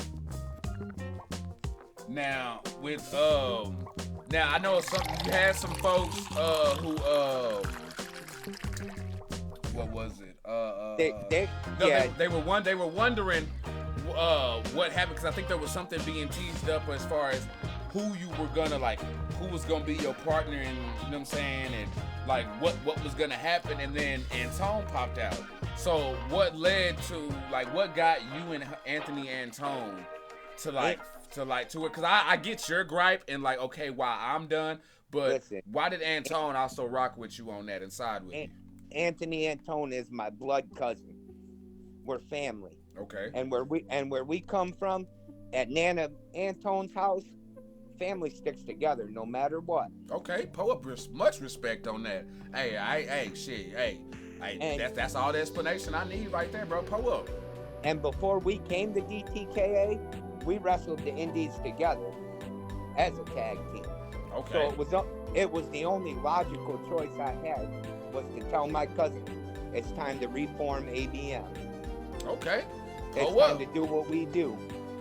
Hey, and you know what? Even though y'all didn't get that dub in that match this past week, the tag team champions say they watching y'all. Listen, we didn't get the dub, but we did what we went there to do. Prevent Hustle and Money from getting the dub. Yeah, and definitely sent a message too, because y'all damn sure went at each other. That's for damn sure. Y'all damn sure went at each other. That's for real. And I know Big Bad Baby Daddy ain't watching right now, but when he goes back and watches this, just know we coming for you boys. Oh, I know a promo coming too after this. When he go back and watch this, he gonna cut a promo. He gonna say him and Sock Puppet Lawyer and them, they gonna go in. They gonna go in. Maybe DB paid the Sock Puppet Lawyer a little more than Mr. Big Bad can pay him.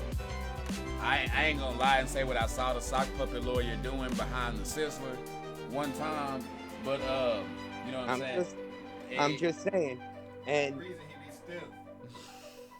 don't worry, y'all be hearing from Mr. Antone real soon, and he'll explain his side. Okay, but But like I said, where we come from, family sticks together. And I Blood like is that. blood. I like that, and it's I mean, And I think that that's makes- something that's going. I think that's something that's gonna that's gonna take y'all a long way. I mean, just look at the nation. Just look at I mean, hell, look at Ari and Asher. Don't say the Kingsmen because they're still not in their grown-up ages yet. Okay, all right, right. For sure. I'll give you that one. I'll give you that one for sure. But man, I ain't got no hate on them, but I don't like beating on little kids. For sure. Oh, and then you got the family as well with Jackson Cole doing the thing. So now it's like the family dynamic works. And actually, since I got you on the line, y'all, breaking news of the breakouts have been released from DTKA Promotions. So yes, the breakouts are no longer here in DTKA. We just had me and the boss had a talk. It was a hard discussion, but that's one last tag team we got to deal with then. Dude, they weren't getting over. Like it's just that simple. Like they weren't getting over. Like I gave them many opportunities to get over, and I never heard anybody fucking like just really like care or talk about them like that. So it's like, okay, if y'all not fucking getting over and nobody cares, then why the fuck are y'all here? I get more people talking about the Redneck Originals than I do, and there's 2 single competitors who like aren't even in the tag team division. But I mean, shit, may have to do something about that shit. I don't know. But yeah, just a little bit of breaking news there. But hey, you got anything else to say to the Simples before I let you go, man? The only thing I got to say is tag team division beware, because ABM is here, and we're here to stay now. Pull up. I love that shit. I love that fucking attitude. Keep that shit hype. Keep that shit hype, bro. And hey, I appreciate the call in. Tell little baby Kool-Aid over there I said what's up and Podium Cups up. Matter of fact, don't forget a little bit of Kool-Aid in that baby bottle too. She be alright. Yeah, she will be. Already, man. Well, hey, DB Money, I appreciate the call in, man. Keep them twerking at the dollhouse, bro. Always. Already. That's what I'm talking about, y'all. That was DB Money of ABM, the new tag team of DB Money and Anthony Antone. That shit was freaking fight. Damn. And see, but y'all see, look at that. Look at the chat right now. Look at the chat right now. You see how that right? You see how? Look at that. Look at all that ABM talk I'm seeing right there. Look at all that I'm seeing right there. Because y'all care. The Mighty. I actually like that. A Jay Briscoe tag team invitational on a tournament. I like that. I'm about that. I'm with that. And you know what? Hey, let's get on that. Let's get on that. I love that shit. That is a great idea. I'm all for it. Pull up, you alive on Speaking of DTKA Promotions with Archie Red, the Kool-Aid Man. What flavor you sipping? Hello to all my friends. Archie. We got Blade Inc. in the house. Oh, you know. I mean, all my friends. I am so glad to just hear DB Money's voice, and he's just doing so well for himself. No, family is such a strong word. Isn't that right, Archie? Yeah. It's a strong word, right? Yeah, very strong word. Very strong. And you would think that family sticks together, right? Right. Right, okay. So, if family is supposed to stick together, and family is supposed to help one another, why hasn't anybody told BJ that this is a lost cause and he just needs to back away from anything else that's about to happen? But anyway, I digress. I digress. How are you? Honestly, I'm doing pretty damn good, man. I'm doing pretty damn good up in here. Pulled up, got the sippers up in here, man. We doing the damn thing. I'm feeling mighty fucking jolly in January. Well, okay, jolly is cool, and even though we're in January, it's not December. Anyway, I would like to introduce myself. I am the publicist to your 3-time DTKA World Heavyweight Champion, and the publicist to the great organization that is Solidus, Warpath, the Queen of Things, and the head of security, Mr. Deuce. I welcome you, Blade Incorporated. Thank you very much. And we would love to start answering questions about what transpired this last week. Go ahead, do your job. Okay, so DJ whooped that ass. He did. Got a dub on Malico Psycho, which was real good. VJ gaining some steam. Yep. I wanna know now. Hold on. Now, when you talk about hold on, because a lot of shit happened. What shit you talking about? Well, okay. First of all, Mr. Interrogator, have you listened to the State of the Union this morning? Did you listen to that? I can't even lie to you. I have not listened to the State of the Union yet. Oh my goodness. No, give me catch up then. What's good? What's good? Oh my goodness. Well, since this is your platform, I would love to just speak about what transpired on the State of the Union, which was amazing, by the way. Go back and look at it. Pull up. So we talked about the state of the heavyweight division, right? Yes. And we talked about what it was prior to, right? With all the historical names, Wild Man, Broke Man, Dumbass Man, Chicken Man, all the mans. Right. And all of a sudden, this great Lord and Savior arrives. And everything just goes so well, but people are so down. And now we have to build it back up. And while we're building it back up, we're realizing that there's a lot of dead weight that needs to occur. Like, for example, we honestly think that King Majai should take the place of Malachi Psycho. Like, Psycho, honestly, he can go to another organization for all we care. He is just a waste of air, if you don't mind. Then you have what we call the pedophile of the group, Chambers, and then we discussed a little bit about Lucius. Now, before you get to that, your boy, your faction mate, Solid has got a question for you. He says, question for the champ, Jameson or Don Julio? Okay, Solid, this is an inside question. Don Julio. Case closed. Okay, anyway, all right, pull up. Anyway, now, so I'm speaking about Lucius. Now, Lucius, don't get into your field. We know you're Mr. Sensitive over there, right? You think you're the big shot, but you're nowhere near. And we see your progress. Now, Lucius, since we're in January, you do realize, right, that there's a new year, and just like in school, there's levels. So right now, you're probably in the 2nd grade, and you're nowhere near middle school yet, but you're getting there, and we see your efforts. So if you want anything from us, we'll give you a nice little star on your ugly-ass forehead and bid you adieu. Now, now, let's get to Old Yeller. Let's get to the guy that is quote unquote the #1 contender for the World Heavyweight title, which is VJ. Now, VJ, let's just be honest. Malico Psycho, that was a okay win. Like we said in State of the Union, Deuce would love to fight you on Sunday. We know you're going to excel. What are you doing on Sunday? Honestly, you're not doing nothing. If you're doing anything, you'll be playing with grandkids, right? I'm sorry. I'm gonna have to give VJ credit on that, a little bit more credit on that Malico dub, because Malico bested that man like I don't know how many times. But I do agree. However, though, that VJ, you can't pass up this opportunity, fam. Like Listen, Deuce the one that beat you in the tag match. Do you not want to revenge? Do you not want to climb the ladder? He's pulling band-aids off now. He just pulling band-aids off now. Do you not want to respect and the admiration to show that you're the wrestler of the people, you're the wrestler of the fans, they all love you? Do you not want that? Huh?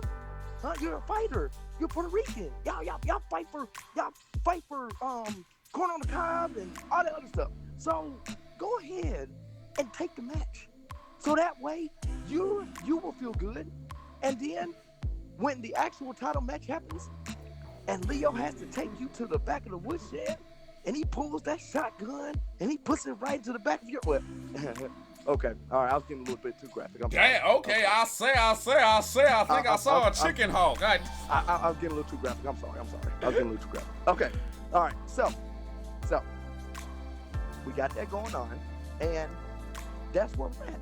So the stay in the heavyweight division has always been in good hands. And you see, I even brought up one individual because there's no need to bring him up.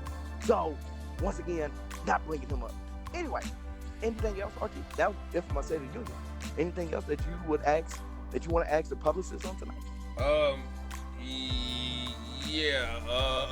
I would say, oh yeah. Get your squad in line. Get your squad in line because the boss is now talking. You know what I'm saying, like on some. He's trying to talk some fine shit. And all that. It's like, hey. Are you kidding me? No. We're not going this route. Boss, I know you hear me on this line. Son, listen, this is your prized possession.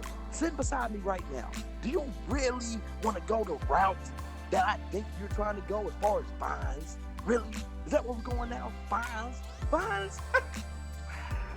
Yo, I'm sorry. Clip. That was DTKA's own Allen Iverson practice line right there. That shit hit right there. I'm sorry, y'all. That may have popped only me. I don't know. If so, I'm a nerd. I don't give a fuck. At least I got some pussy. But, yeah. Oh, my God. Listen, boss, we're not going this route. This is your prized possession right beside me right now. We're not going this route. You making a case, boss. You making a case. I'm just saying. I say yes. Don't find us. Find. You know what you need to find? I know exactly what you need to find. You need to find Art. Because how in the hell does somebody that does PCP and Coke still work for this company? You know what? Never mind. Let me shut up. Okay. Oh, shit.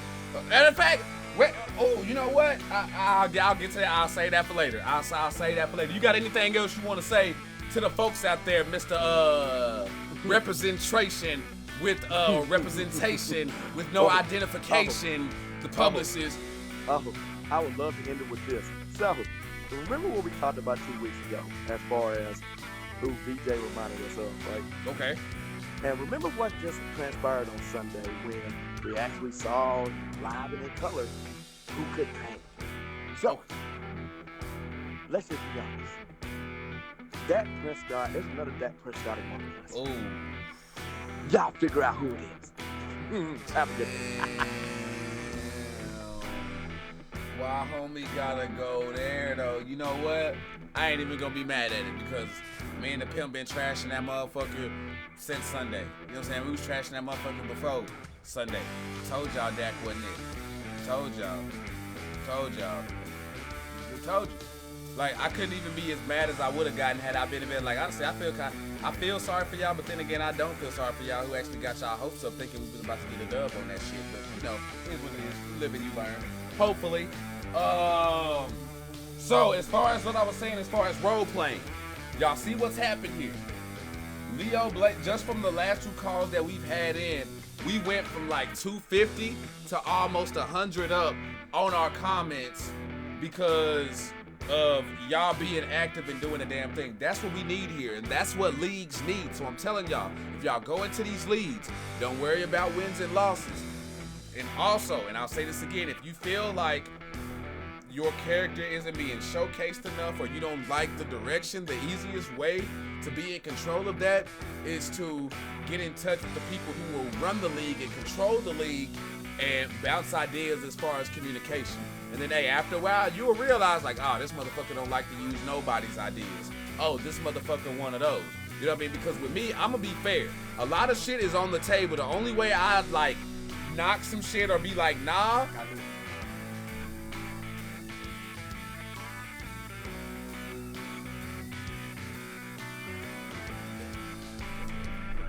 so, when it, what's it called?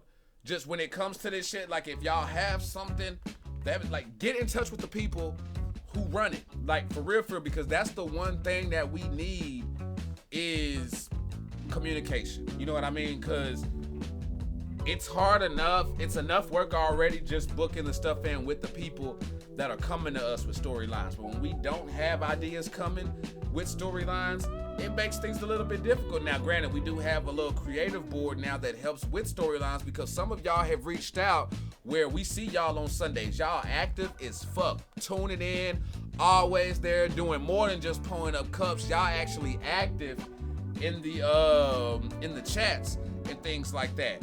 But y'all also like, oh man, storytelling really isn't my, you know what I'm saying, forte. But y'all are good at acting in character once the story is developed. So we create stories for y'all. You know what I mean? So there's always a yin to a yang. You know what I mean? If you active as hell, but you know what I'm saying, you're not really the story guy, we got you.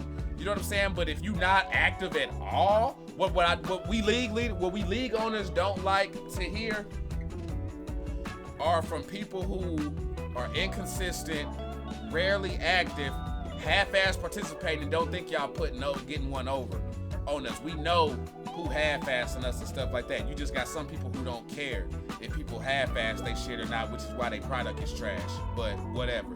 Y'all, you gotta put that work in.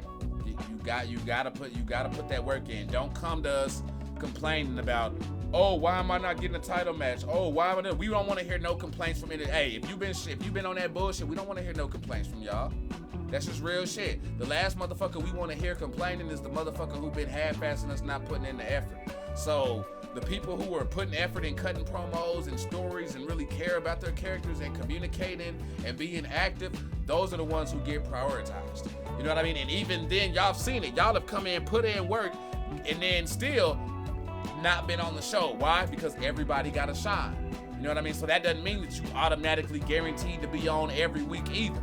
You know what I mean? There's gonna be some times where you're gonna take a fucking break because I'm sorry, you can't have the same motherfuckers on the card each and every motherfucking week. That shit gets boring. That's just what that is. So you got a lot of people who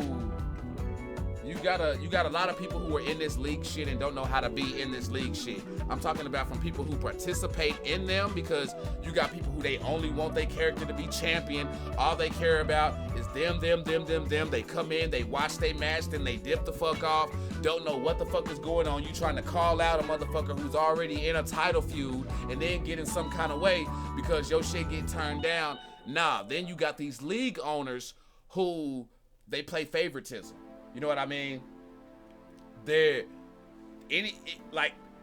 It's not easy running these leagues, for real.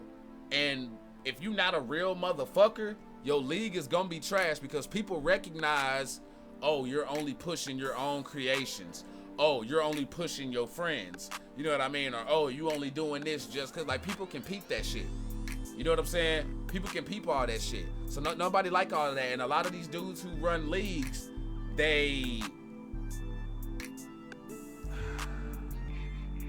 how can I put this? They let people, they play favorites, and because people are so thirsty for fame and wanting to get on, they accept more bullshit than they should. Y'all don't know, I know so many fucking leagues who still operate and book shit and don't care if the people show up or not. Oh, you could just go and watch it on the playback. Well, guess what? For those of y'all who have channels and y'all just upload it and y'all want to rely on people just going back and watching the playback, guess what? All they doing is going back and watching their match, and hell, a lot of them don't even do that. Some of them will go back to like the last minute or two. You know what I'm saying? If that, see the result, and then get up off of that shit. You know what I mean? But how much time did you sit there recording that match and throwing it in to edit and then export and all that other shit? You think I'm gonna be putting in all that work for a motherfucker to come in, watch their match and dip? Or only come in for it and then dip off but expect special treatment? Hell to the fuck no. You know what I mean? So people get mad at DTKA. People say, oh, DTKA has too many rules. Archie runs his shit like a dictatorship. First of all, I ain't no fucking dictator. I'm the fairest motherfucker out there. I just don't let motherfuckers come in here and think they gonna do whatever the fuck they want to, because I'm sorry. If I let y'all sit back and do whatever the fuck y'all wanted to in DTKA promotions, we would be lame and whack as fuck. I'm sorry. Because sometimes, I'm just keeping it Kool-Aid. Sometimes y'all come with a trash idea or a convoluted idea, or y'all come to me with an idea which makes it obvious your ass ain't been keeping up, and it makes shit just look like terrible. I'm so serious. Seriously. Like, if everybody got a hand in where shit gonna go, then there's no direction. So Nope. And somebody gonna always be pissed off, especially if you the loser. You know what I'm saying? If you're the loser, you're gonna be like, oh damn, he only got the dub because he constructed the match, or because such and such done been doing it with him before I got it. It just eliminates too much bullshit. There has to, like homie said, somebody, you know what I'm saying? Somebody, you gotta have a captain of the ship. Somebody gotta run shit and keep that. And y'all know y'all done dealt with me. I'm respectful than a motherfucker until you be on that bullshit. You know what I mean? I ain't got no problem going off, but I handle everybody with respect and I don't talk down to nobody. You know what I mean? But at the same time, hey, ain't nobody I had to check somebody, you know what I'm saying, not too long ago trying to talk to me some kind of motherfucking way. And it's like, hey, before I even think about, you know what I'm saying, not even just opening your message and listening to it or reading it or even caring about what the fuck you gotta say, you got to support and put in what we do around here. I ain't about to listen to nobody who ain't contributing to shit.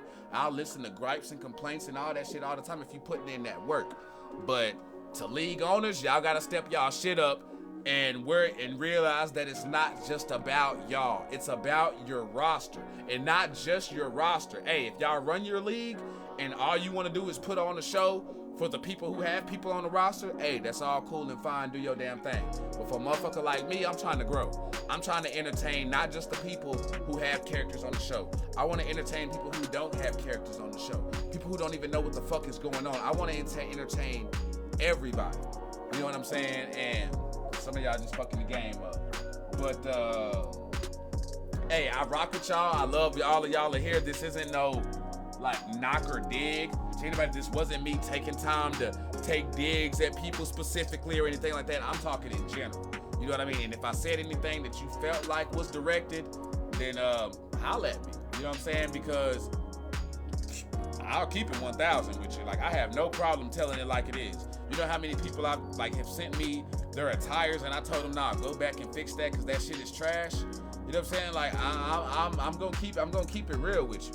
You know what I mean? And that's what's going on right now. There's not a lot of that, just that realness going on. Motherfuckers telling people what they want to hear. You know what I mean? Or motherfuckers coming in with these biased ass opinions, not being themselves. You know what I'm saying? Catering to motherfuckers pussy ass feelings. Nah, we ain't gonna do all that shit. And last thing before I pull up, if you gonna be a sipper, here, if your character is based on talking that shit, you know what I'm saying, and you talk that cash money shit, whether it's role playing or not, don't get sensitive, you know what I'm saying, and in your feelings when somebody say something about you. You know what I'm saying? That's what we not gonna do. I can't have Stone Cold Steve Austin going out here. You know what I'm saying? No, I can't have The Rock going out here talking that shit, but then get mad because somebody done found a way to turn Poontang Pie into a joke. You know what I'm saying? And get on him. You know what I'm saying? The Rock can't get mad at John Cena for pointing out him looking at his promos, reading them off his hand and shit. Hey, if you did that, bro, that's your fault. You got caught slipping. Sorry. Step it up. It is what it is. You know what I'm saying? Do better next time. Try again. Thank you. Come again. You know what I'm saying? The whole deal. Like, it's just real, y'all. So I'm just keeping it Kool-Aid because at the end of the day, we here to have fun. And I know, number one, I know how to book. I know what makes great entertaining wrestling. And I also know how to keep shit fun. I know what's fun and I know what's entertaining. So it's not that I'm just bossy or anything like that. It's just I know what works. You know what I mean? I know what the fuck works. And that's just what that is. And I'm always keeping Kool-Aid with y'all. But here's what we gonna do. I'm gonna go ahead and run a break. Some of these I have to run over into the second half of the show just because I don't want to keep y'all here all night. We got Last Call coming up as well. Sinister, I got you. Stay sipping. I got you on Last Call. Stay pulling up. Also, y'all, stay sipping because at the end of the show, we will play the DTKA Jay Briscoe tribute video.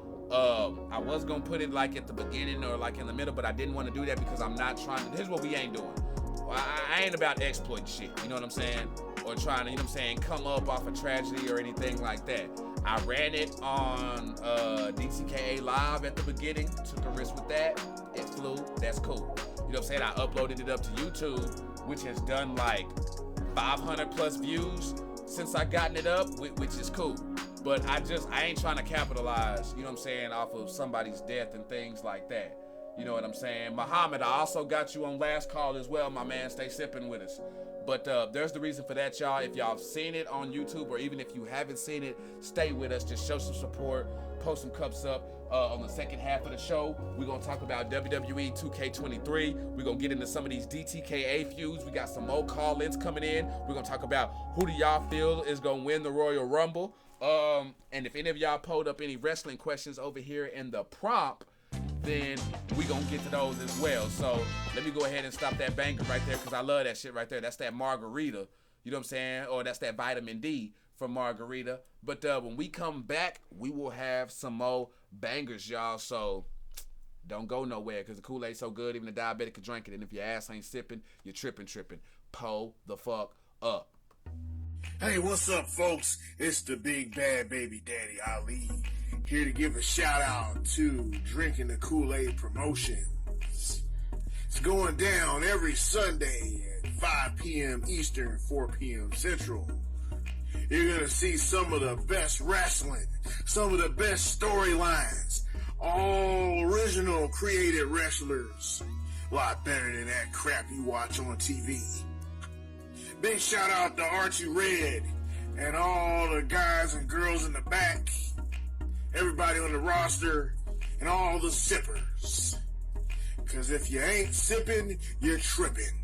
And remember, fans, when you're baby daddy world order, you're a baby daddy world order for life. Or 18 years, whichever comes first. You had to say that, didn't you? Yes, I did, sock puppet lawyer. Yes, I did. Remember, you can get your own sock puppet lawyer at sockpuppetlawyer.com. See you in the ring! What is good, everybody? Solid is here.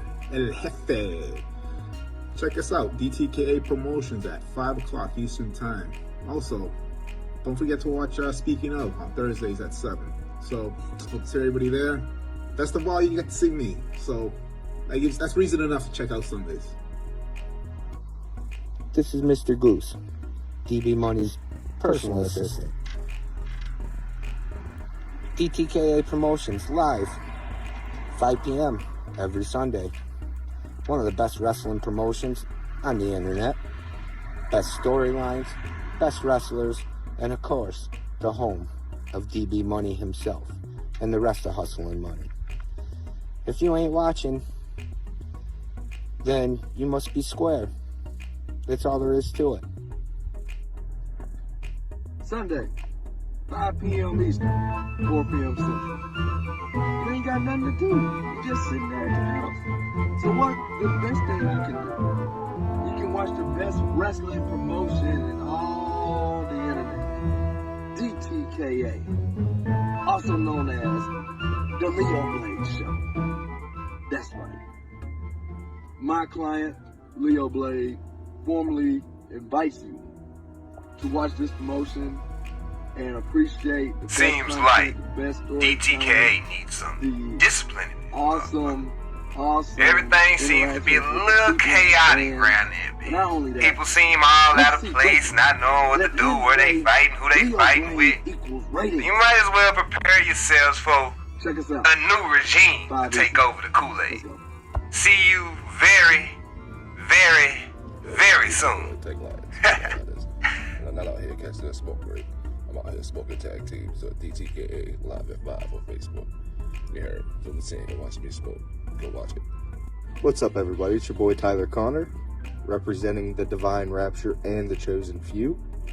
Just wanted to give a shout out to my boy Archie Red for all the hard work he does for DTKA Promotions. If you guys would be interested in checking that out, it's every Sunday night, 5 p.m. Eastern. And it's not just the wrestling show, you know.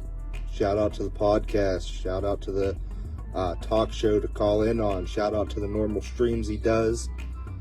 You know, check out the page, check out the YouTube. He's got some dope merch to purchase. So bring your asses over to DTKA Promotions at 5 p.m. Eastern, Sundays. Jeff Black here, inviting you to tune in to DTKA Promotions every Sunday, 5 p.m. Eastern, 4 Central, right here on Facebook. Archie Red puts on a great wrestling show, so why don't you tune in and see what all the fuss is about. As he says, if you ain't sipping, you're tripping. So don't make me find you and make you fade to black. I'm just kidding, I wouldn't do that. That would be mean. Tune in. See you there. Oh, it's Bahia coming to tell you, check out DTKA Sunday, 5 p.m. Ill ass show you'll see. Alright, so come sit with us, man. Alright, all day. All right, peace.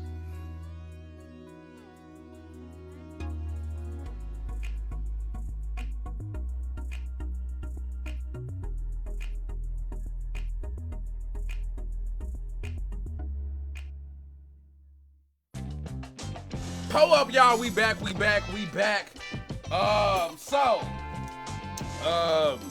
I'll make these this one here real quick. Dynamite, if AEW keeps doing what they've been doing on this past episode of AEW Dynamite, then they can easily fix their storytelling problems, because what they did this past Wednesday, I feel like was fucking dope as hell. It was epic as far as making people care about each story that was told. That's what they need to do. And they're also gonna have to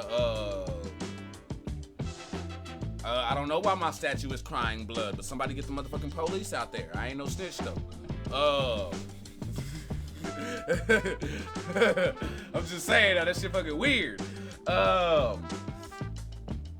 Yeah, they just need to keep that trend going, and maybe they gotta release some more talent, because I think that's the one thing that's messing them up, is that they have too much talent on there to work with, so they need to get that out the way.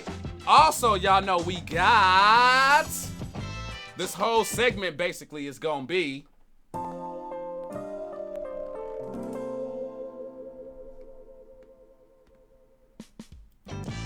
just like that.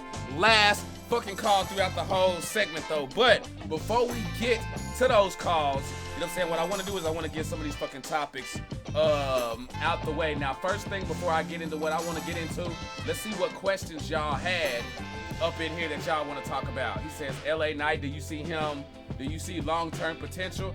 Yes, I do. I see long-term potential in LA Knight. I just don't like the name. LA Knight is the only thing that I don't like. I do not like the name LA Knight. They need to do better with that. Jeff Black asks, why have we not heard anything from Kingdom Nation after Sunday's attack on JB? I don't know. I don't even think that would be for the Kingdom Nation. Well, actually, no. You know what? Muhammad is the Kingdom Nation. So, Jeff Black, you actually have a point there, my guy. Warpath asks, who debuts at the Rumble if you think there is a new signing? If there is a new signing, who would be coming back? Or who would be showing up? I would say maybe give maybe Dragon Lee may debut.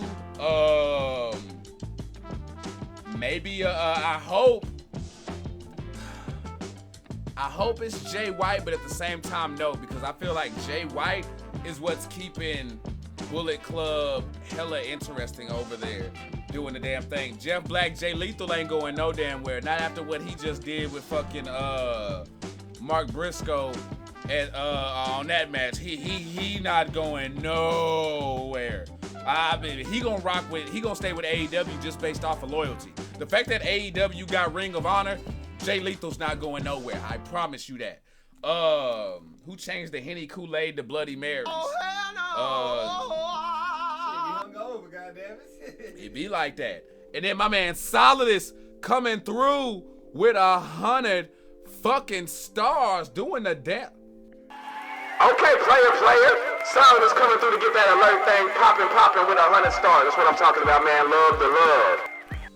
DB says CM Punk. I hope not. I'm so fucking tired of CM Punk. Like, for real. Like, can somebody stone cold that motherfucker with a car, please? Like, for real. Like, bro, like, well, not for real. I don't want nobody to get hit by a car, but seriously, just let CM Punk just need to go away.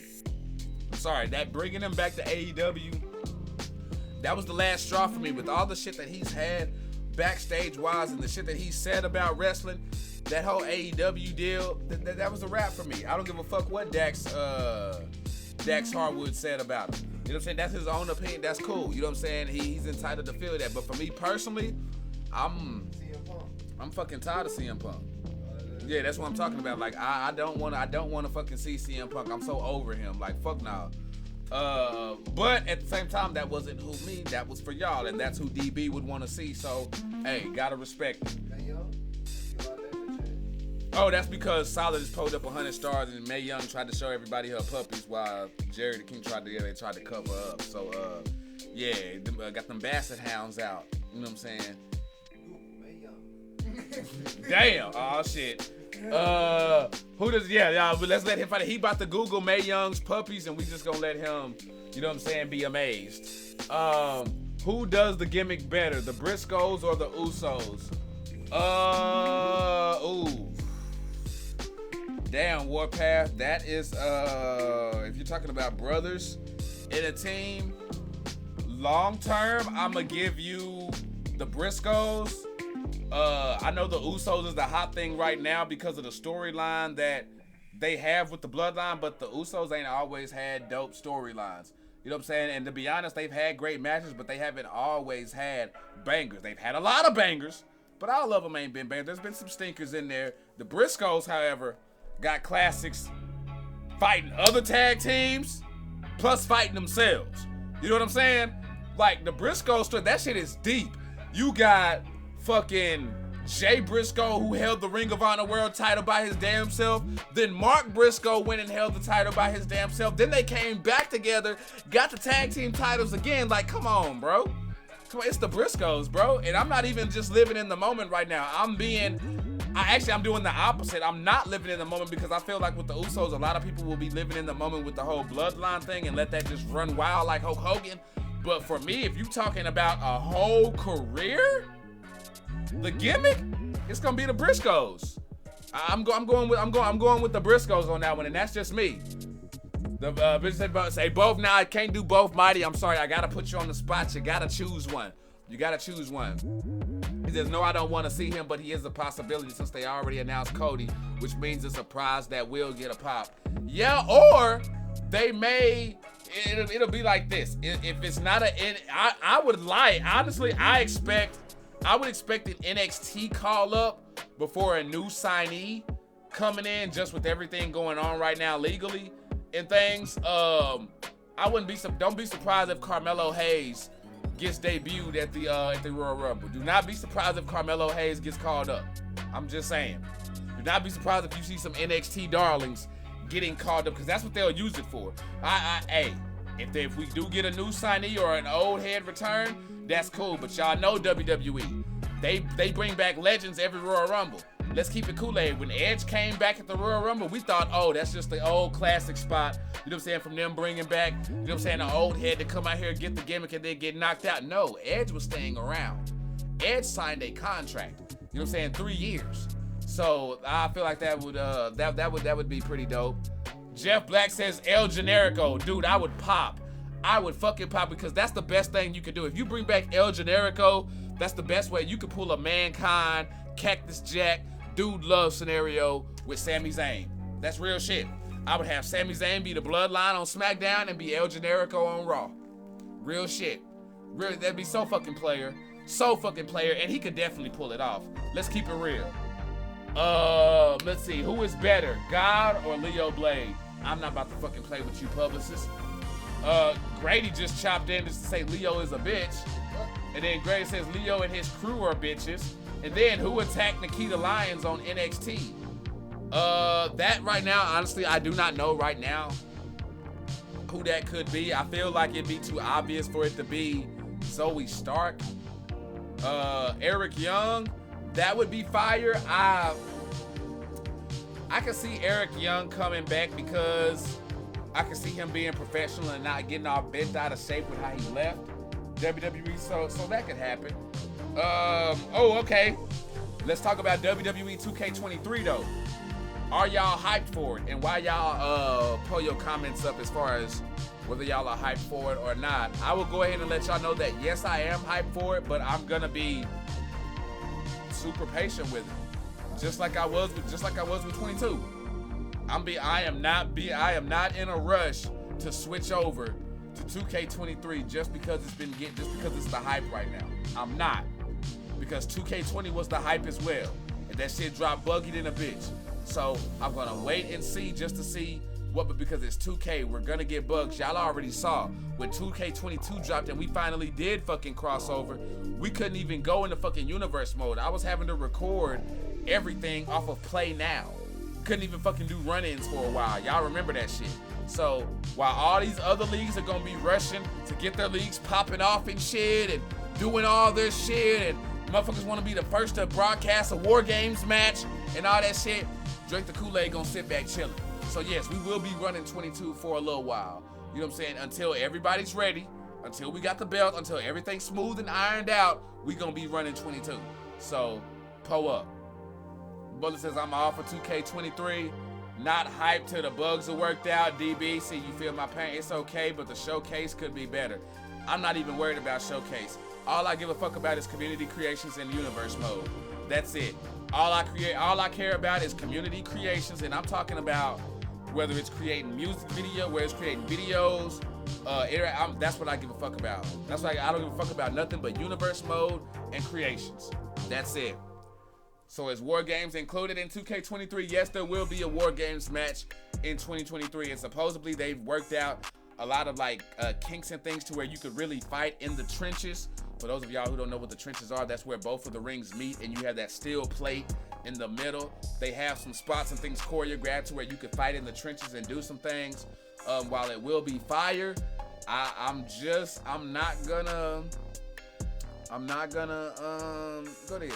go there and do that. All right, hey, Antone, when it comes to promos and stuff like that, do those announcements, I would say, after the show, before or after the show, just so we don't pull people away from the live to, you know what I'm saying, to go back and forth and stuff like that. But, hey, much props, bro, for you putting in time on the promo and getting that updated, bro. I appreciate that, fam. Much love. What would be the DLC packs? He's asking what would be the DLC packs. I will actually pull up the WWE 2K23 DLC for you right now. I'm pretty sure we're gonna get some old retro shit that we done got before that they gonna try to rebrand as new content, like we ain't had every fucking John Cena there is on a game ever. You know what I'm saying? But let's see here. What will be the 2K23 DLC packs? Right now, okay, right now, hold on, they're only talking.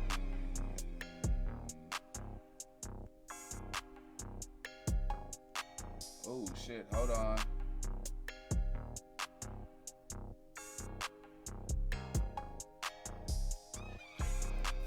I may have some info here. You say besides Bad Bunny.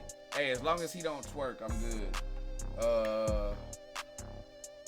Let's see. You got the Icon Edition of WWE 2K23 will release on March 14th. The Standard Edition and Deluxe Edition will be released on March 17th. Okay. Talking about the roster. Actually talking about the different editions. There are 3 different covers. The first cover will be a current version of John Cena. The second cover is for Icon Edition, which features John Cena from 2005 with the spinner belt. The third cover is the Deluxe Edition featuring Doctor of Thugonomics version John Cena. Okay, so the Icon Edition is gonna get you an Emerald Paul Heyman for My Faction, Deluxe Premium Launch My Faction packs, Bad Bunny bonus pack, playable Bad Bunny character, 1 Ruby Bad Bunny. You know what? Icon Edition can really kiss my ass, to be honest with you. Okay, you know what? I will get the Deluxe Edition, and then motherfuckers will upload Bad Bunny on Community Creations, and I'll just have everything right there. But I don't really see, I gotta be honest, I don't see anything in this Icon Edition that's really worth it. Fuck My Faction. 2K, y'all are not gonna turn My Faction into my team. I'm sorry. That's not what people give a fuck about. We care about running leagues and, you know what I'm saying, creations and shit. The Deluxe Edition will have Season Pass access, plus all 5 DLCs. There will be 5 DLCs. You got My Rise, Mega Boost, the Supercharger, all that shit.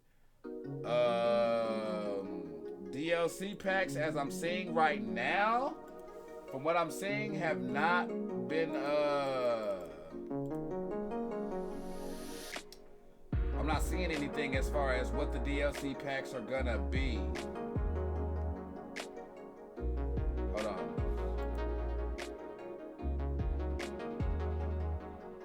Yeah, I'm not seeing anything on what the DLC packs are gonna be up yet. So yeah, I'm not actually sure what's gonna be on that, man. But I'm excited for it. I'm just not gonna rush into it. You know what I'm saying? Because I mean, 2K, people can say what they want. 2K22 is still a great game. You know what I mean? Oh, it's a good game. It's not a great game, but they're definitely on the right track, and it's damn sure. Now, you know what? It's a great game just because it ain't 2K20. There, I said it. I saw a promo in the DTKA promotions group page. We pulling up on the next topic, by the way, where Rude Boy has been called out by Warpath, and Warpath basically wants an Iron Man Tapper Nap match. Rude Boy, I know you ain't no bitch, so you might want to go ahead and get up on that. And I'm telling you right now, you really need to redeem yourself, because I don't give a fuck about. I don't want to hear no Blade Inc. was ringside used as a fucking excuse, because they didn't even fucking get involved. You understand what I'm saying? So I'm not really trying to hear any of that. But Warpath, you better not go out there and embarrass yourself either. Let me see. I'm Alexa over here bullshitting and shit. I see you. So yeah, no, there's that. I'm very interested to see where the Warpath and Rude Boy Rufus feud is gonna go. I feel like it's a sleeper feud right now. It's that feud that not a lot of people are talking about, but should be talking about, I feel like. That's just my take on that. And also what I want to talk about DTKA related is the people who've been benefiting from the records being erased. Now, y'all know what happened with Don Miguel and erasing all the records here in DTKA and things. Well, yeah, we actually have some people here who weren't doing good, like had some pretty bad records at first, but since that erase change has actually benefited from this, and some people who actually haven't benefited from this. Now, some of the ones who have, Powerhouse, y'all saw it, y'all went back and looked at it. Powerhouse is undefeated right now. Powerhouse is legit 4-0. Holly Quinn, thanks for the like right now. They are undefeated in the tag team division right now. Deadly Shaolin Warriors are 5-3. The Hit Squad, I actually have to put their record up in there. I just realized I don't have their record posted up in there. Damn, I thought I had that bitch all the way up in there too. Let's see. The Headhunters are 4-6. Let's see, who else? Giuseppe, y'all remember him? His motherfucking record looked like an interstate highway and shit. That motherfucker was like I-32, some shit like that. Looking bad. Y'all see what Giuseppe on right now? Y'all can't say shit. That man is 4-5. Giuseppe almost has a 500 record.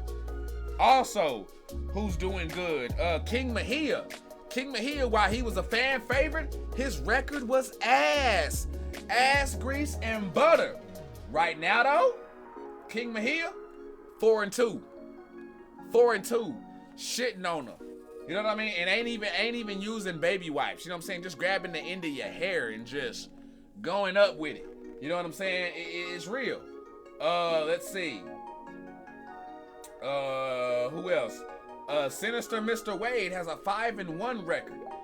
Vashon Munoz just showed up in the motherfucker 3-1. Big Brother, not benefiting too well. That man is 2-4.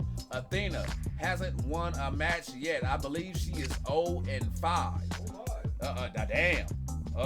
Minnie Guerrero benefiting. Tori Lynn on that ass with a 5-2. Buckeye is 6-4. She is shitting on y'all right now. Let's see. Sonya Psycho has a winning record at 3-1. Let's see here. You got Athena, my bad, is 0-6. My bad. Drop Top Titty Tippin' Tina is at 1-3. Crystal King has a 500 record at tied at 3-3. Becca is 4-2. Yeah, this shit really has flopped some shit around. Tahir Harris is 3-1, while 20 Below is 3-4. So this whole division change thing has really, you know what I'm saying, like changed some things around and flipped some things around, and I like it. I like it because it's the erasing the records and the division change has added so much new storyline potential here to DTKA Promotions. So I'm rocking with it. I just wanted to get that out the way. Go ahead, y'all. We're going to go ahead and open up these Kool-Aid hotlines for these last calls. So if I've hit you up already and you already know your place, go ahead. The Kool-Aid hotlines are open. I'm just going to keep on talking until they come in. Charlotte Flair, for those of y'all who haven't noticed, her being over as a babyface is actually working this time around. Y'all been watching WWE for a while, and for those of y'all who have, y'all know that many times they've tried to turn Charlotte babyface, the fans ain't went for that shit. The fans have turned themselves against her. Just like when she was going up against Becky Lynch, the fans turned Charlotte Flair back a heel. They tried to make Becky Lynch a babyface. We wasn't going for that shit. They started booing Charlotte because that's what they knew her as. This shit right now, just like I said with Ronda Rousey, it works. It worked, and I gotta be honest. We need a babyface Charlotte right now. We need a babyface Charlotte right now. We really do, and it's working, and I'm glad to see it working. Let me see here. Who's calling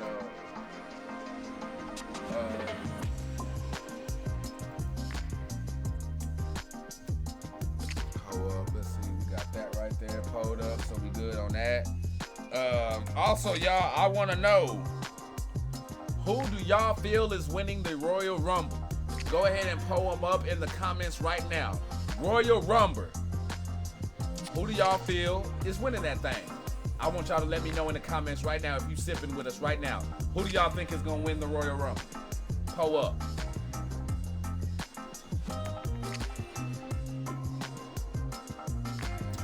I ain't seen nothing. My man say his record ain't bad. Graves has a 2-3 record. So you 1 win shot from 300 or from 500. Not bad.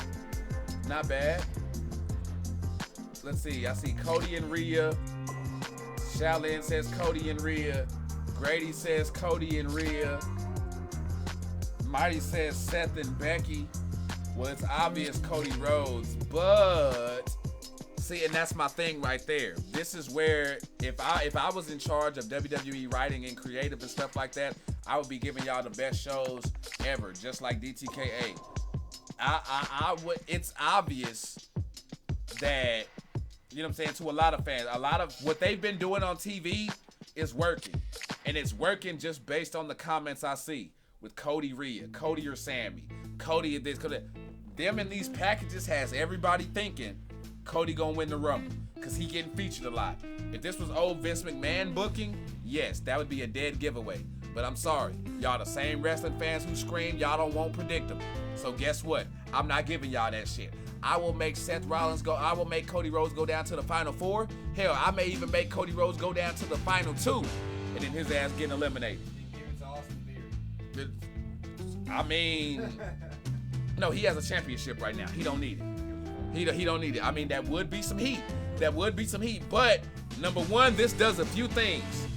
This does the fan service to where Cody Rhodes will end up being a heel if he's force fed. Shit like that. The same way people wasn't buying in the Roman Reigns. If you just hand Cody shit on the platter, the fans are gonna turn on him and turn him babyface or turn him heel. We don't need Cody Rhodes heel. We need Cody Rhodes as a babyface. We don't need Cody Rhodes as a heel.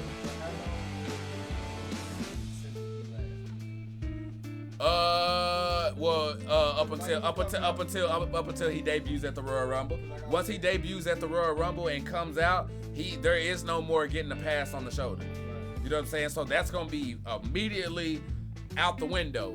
And because of that injury that you just brought up, also points to why I wouldn't give it to him, because like it or not, he's been out for months. Other people been carrying the ball and doing things. You can't just be out and then come in and get pushed right to the front, or else like with Roman Reigns and John Cena, when they were being force-fed to the fans, being told to like this person, what did Town do? Town stopped watching pay-per-views because he already knew wasn't no point if John Cena was involved, because he knew John Cena was getting the dub. This is that right now. WWE gets clowned a lot for being too predictable. Don't do the predictable thing. I will fucking tease it like a motherfucker. I will have y'all, and we doing a watch along on this. So for those of y'all who are watching right now, y'all better be sipping with us in the Discord and shit like that, because we will be up in this bitch live. You know what I'm saying? During this, but you know what? We may even do Fajita meeting. You know what I'm saying? Hey, we got the whole thing. Hey, it's gonna be fucking lit. Cause all I gotta do is pop up in the Discord and switch the camera. That's all I gotta do. You know what I'm saying? So we gonna be fucking lit, y'all. DTKA Royal Rumble watch along will be live in the motherfucking Discord. I'm gonna even post it in the fucking group page just in case for you motherfuckers who didn't tune in. This shit gonna be lit. Shit gonna be fucking lit. So we gonna have that fucking pulled up. You were live on Speaking of DTKA Promotions. What flavor you sipping? Sipping Sinister King Division. Okay. Pull up. Now I want to get your take real quick, Sinister, on this. On who do you feel is gonna win the Rumble? All right, Alexa, deuces. As much as I want to go with the people in the room and say give the obvious choice, which is, you know, Cody, and everybody's rooting for Rhea, which I kind of am too, because I want to see somebody new go after the title that's never held it before, quite honestly. So right.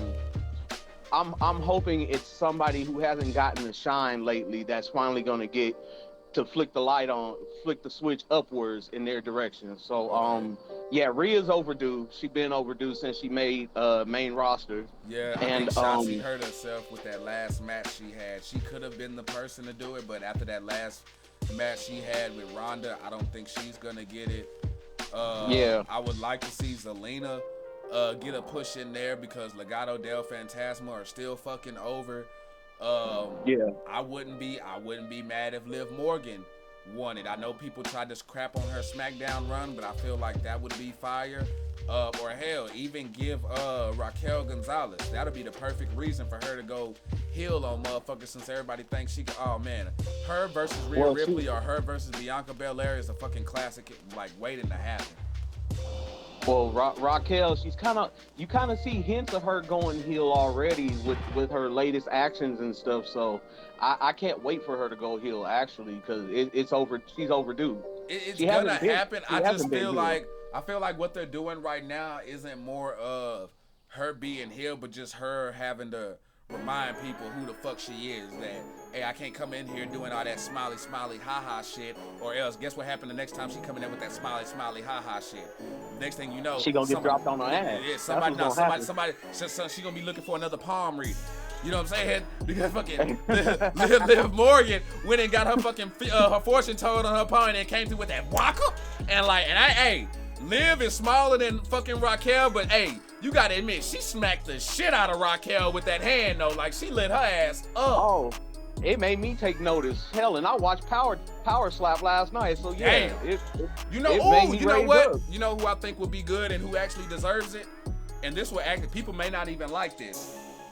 I think Natalya deserves it. And here's why. Here's why. If you're not gonna give me a new face, if you're not giving me a new face to let me know who's next in line, then honor the work the same way we honored with Kofi Mania, you know what I'm saying, and got Daniel Bryan over. Let's put some respect on this chick's name who's been coming in, training all these new chicks, putting everybody over, whether it's NXT or the main roster, getting everybody crisping the fuck up. You know what I mean? Because a lot of go ahead. That I took my cup up to you on that one. And Natty, she's not getting no younger. She needs one more good push before she hang up the boots. Exactly. So, to give her that, she's already a Hall of Famer, yes, but to really put the bow red on it or the ribbon on it, whatever the fuck, she needs one bit. And I'm talking about a Mania run. I don't want to see her in a title match at WWE Battlegrounds or Stomping Grounds or fucking, right. You know what I'm saying? Like none of that, not even Money in the Bank. No. I want her, that shit needs to be Royal Rumble, Survivor Series, SummerSlam. It needs to be one of the big four. One of the big four. Oh yeah. You know what I'm saying? Yeah, I know it's Big Five now because of Money in the Bank, but no. Money in the Bank, the Money in the Bank matches are the hype for Money in the Bank. not the title matches. But that's But- something there. But go ahead, because I know you called in for something. Go ahead, pull up. Oh yeah, and I mean, looking at overall picture, and like I don't agree with some of the characters out there right now, like Dijak. I'm laughing my ass off every time I see him on there, looking like I don't know what the fuck. They just took Shaft's coat and threw it on him and gave him an image, but. Between him and then look who else we haven't seen lately since the whole revamping. We haven't seen Reggie out there no more either. Well, no, that's because he's been doing the scripts over in NXT. No, that's what I'm saying. He's been Scripps, but Scripps has not been on. Scripps has not gotten a match after the first one. You know what? We ain't seen him since he lost it. He walked off looking back at the fucking looking back at the camera. Exactly. Could be, but don't you think though that I feel like if they were gonna bring somebody up from NXT, I feel like Carmelo Hayes would get the call before he would, just because of that next up star potential. You know what I mean? Kind of like how the thing that people are clamoring for Montez Ford to do right now and get that single push, we could get with Carmelo Hayes right now, and then because honestly, I'm of the belief, I don't feel like the Street Profits need to break up. I know a lot of people are wanting to do that. Yes, Montez Ford is an obvious solo star on his own, and so can Angelo Dawkins be a successful solo star.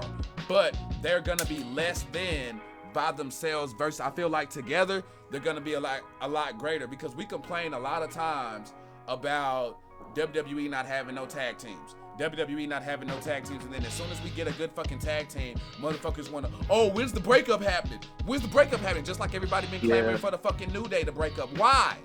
Why not have great tag teams New together? Day is gonna be over till the end. Like New that's what I'm Day saying. is not Like, going nowhere. bro, like let the Street Profits ride. And hey, I'm telling y'all right now, they do drink the Kool-Aid justice, because let's be real, we've been doing DTKA before they got called up and was, you know what I'm saying, like with the whole cup thing and all that shit like that. They do us justice with the Kool-Aid cup medallion and shit like that. 2K23 gonna be lit if we actually got the fucking entrance with the cups and shit booming out. Cause y'all imagine that, like the Kool-Aid cups being popped out like how they do on TV already. Oh hell, it's like it's made for us. If the entrances are anything like what we get on Raw and SmackDown, where we get to see, where we the viewers get to see the you know, shit like let's just say for instance like Roman, when that giant ass Roman flexes in midair. I hope we get some of that. That would be fire. No, that would be fire. Now, who's the NXT champion right now on the men's side? It's Braun Breaker. And that's why Braun Breaker isn't getting called up right now, because he still has that belt. You know what call out's coming, and I'm talking to DB Money right now. I'm not sure if I answered that question or maybe I jumped the gun, but for Braun Breaker to get called up, he would have to lose that title. That's the only way that's gonna happen. They're not gonna call up an NXT guy while he has the belt, but that's damn sure coming soon. Carmelo and Braun Breaker would get called up before Reggie would. I'll give you that one. Hell, I even think Cameron Grimes would, to be honest with you. They'll bring up Cameron Grimes because he's been playing ball with the Vince regime and the Shawn Michaels regime. True. But here's the thing you got to consider with Carmelo. Like, is there really a storyline potential for him on the main roster? Because he in my opinion, he's way over on NXT. Like, I don't see him like he has a storyline. I give you two stories already. Him and Ricochet, him and Cedric Alexander. Okay, I can see him and Cedric before him and Ricochet. Because him and Ricochet had it already before Ricochet got called up. Exactly. That's why it's still a story there. Because you keep that history going. Like, don't discount the history on NXT just because they got called up. Like, I was listening to Road Dogg on his podcast. He was talking about that one of the things that used to bug them was that they would put all this effort into a guy's gimmick and character and shit, then they would get called up and WWE would just change it all, i.e. Karrion Kross and Keith Lee. You know what I'm saying? And completely pull them away from what NXT had built them up to be, just completely ignoring that lore. And it's like, nah, don't do that. But I hear what you're saying though, for sure. Now, I know we've been going for a minute, but you got anything you want to say to the sippers of the locker room before I let you go, fam? Oh, most definitely. Locker room, and I do mean all on the men's side. On the women's side, that's a separate issue. But the men, Like at this point, I'm the champion, and there's some potential opponents for me, but I want to see somebody really catch my glare, you know, make my head tilt sideways like you know, a confused puppy or whatnot. But I don't see anybody. Nobody's calling me out. Nobody. I mean, everybody wants a title run, right? And I'm always willing to put my title on the line. So where's the action? That's fair. I want to see it. That is fair. That's I want to fair. see it. Hey, Sinister talking that shit right now, and I gotta give it to him. He being actual factual right now. Now, Warpath asked, what if Carmelo joins the main roster and leads Hit Row? Would that work? I think it would, because what Hit Row is missing was Swerve. Now, if you bring in Carmelo would definitely fill that void and bring like some prime time to it, especially with how fucking Adonis be dressing now and shit. But real shit though, you don't even have to add nobody in Hit Row. Turning them heel right now, when Top Dollar messed that flop up and now they've been on this heel shit, keep doing that and they could get over on their own like that. You know what I'm saying? They could get on their own like that. You would just have to amp that up and ramp that up and put them in position to have classics. But Carmelo Hayes in front of that would be fire. But hey, I'm with what you're saying though. Roster, y'all better get on it, because he ain't gonna wait too much longer before he comes start knocking on y'all's door. So that's just what that is.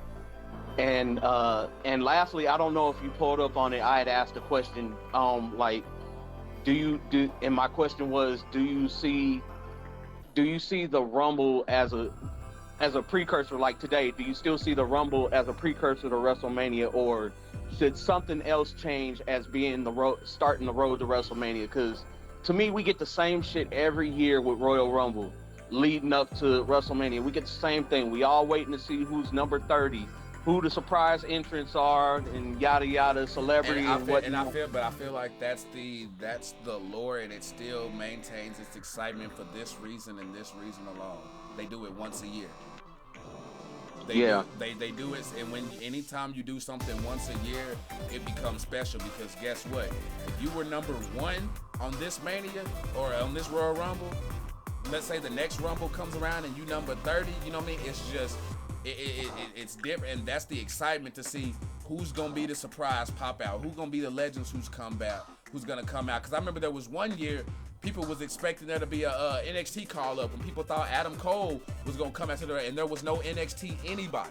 Like nobody from NXT came in. That was the last Rumble, I think. There was no NXT call ups or anything like that on the last Rumble, even though everybody was expecting it. So there are times where you can play with the emotions where, hey, there are some things we know we're gonna expect, and then sometimes there's the switch up. But I love it because Royal Rumble is probably the only precursor that's just as big as Mania. Like Royal Rumble is huge. You know what I'm saying? That's why the matches on the card mean a lot, and not just the title matches. I get how, okay, damn, we just keep trying to hear who's gonna be 1 or number 30 who's gonna return at the Royal Rumble. But what I love about Royal Rumbles is the stories that get told in between. Like we knew Sonya Deville and Mandy Rose were gonna split based off of the Royal Rumble. You know what I mean? The whole Bad Bunny thing carried over. Actually started at the fucking Royal Rumble. You know what I mean? And then Damian Priest and all them and all that shit happened. So I love what they're doing with it. It's my idea with tournaments and things like that. As far as like the Kool-Aid Cup, while we can't turn around and do another Kool-Aid Cup, you know what I'm saying, 3 months from now, whatever like that, because as soon as you do something multiple times, it becomes not special. But as long as you have parameters that revolve around something that's once a year and special, those will always be good, because you're not guaranteed to be number 30 every year. You know what I mean? And I like it, man. Especially, look at the Keith Lee spot when he debuted. Everybody got out their fucking seats because we weren't expecting that. Oh, he's an NXT guy. They gonna find a way to get him out, and he went out there and freaking did the damn thing. So, yeah, man. I like how it is right now. I just feel like what kills the Rumble is the bookings of the Rumbles. That's true. And I'm gonna dip up out of here, but one more thing. jot this down, if it's all right with the boss, I say maybe not from this Sunday, but maybe the Sundays going forward. If I still have my belt, I would like to have a weekly invitational to the IC title, and I'm holding the gates wide open for whoever wants to step up, you know. So if it's okay with the boss, that's my challenge to my division, and see who wants to step up now, because everybody's like real quiet. So I want to make some noise. I'll rattle the cage for you. So what's good, IC division? What's good? Oh, what, man? Hey, I'll definitely run it down, man. See what we can do. Keep those cups pulled up, man, and stay simple. Already. Y'all, that was Sinister of the Sinister Elite calling into the show, y'all. Keep those cups pulled up. AJ Styles is one of the biggest pops I heard at a Royal Rumble. Surprise, bro, I'm telling you. Edge, AJ Styles, like, those pops were freaking huge. When Lita and Trish Stratus came out, huge. So I love the whole setup. Now, let's go on to more serious note. Who? Listen to the question. Who should dethrone Roman Reigns? And the reason why I bring this up is because in one of the wrestling groups that I'm in, somebody made a post that actually got me thinking, like, damn, are they making a point or are they not? And they were asking about Cody Rhodes. Their issue was Cody Rhodes taking the title off of Roman Reigns and why it should be Sammy or somebody. He says, was this segment awesome? Of course it was. The segment was great and something truly special. But I was on Twitter and I noticed an interesting point brought up about this storyline that this segment might have accidentally exposed. Now, for the once in my fucking life, I'm actually, you know what, I'm not even gonna give them a shout out because they be on that bullshit, but they actually posted something for once that I actually cared about. Whoever is being set up next to take on Reigns at Mania must have the people backing him over Sami Zayn, because with how well this story is, more and more people are wanting him to dethrone him over Cody, who is just possibly being handed a title shot, even though months of story and development were poured into Sami Zayn. I agree with that point. If it is Rhodes who will dethrone Roman, it could lead to a turn on him, given that it's not the first time fans turned on him, and it could be a Daniel Bryan situation where fans wanted him to win so bad that they took a dump on everything else, even though he had months of story poured into him that turned him into a star. He says, yeah, it was pointed out to him by Brian Alvarez, whatever. Yeah, but I feel like right now, Sami Zayn and Cody Rhodes are the two obvious answers to do it. If you're gonna do that, then yes, that needs to be the lead up to what's breaking up, you know what I'm saying, the bloodline as far as removing Sami Zayn from it. If it was me, there's only like 3 people who I feel who should dethrone Roman Reigns. Okay. Yes, Cody's up there, that's obvious. Solo Sikoa should be like, I feel like that is like if it was me booking, I would have it be Solo. Take it off of him. You know what I'm saying? I would have it be Solo. And then my last one, honestly, would be a toss-up between like a Tommaso Ciampa or LA Knight, but he's out for a while, so we can't get Ciampa. So honestly, give me Randy Orton or LA Knight, because what is Randy Orton? What is his mantra? Legend killer. Okay. How long has Roman's been holding this title? He's creeping up to being like the longest reigning world title, you know what I'm saying, holder ever. He's already broken records holding that.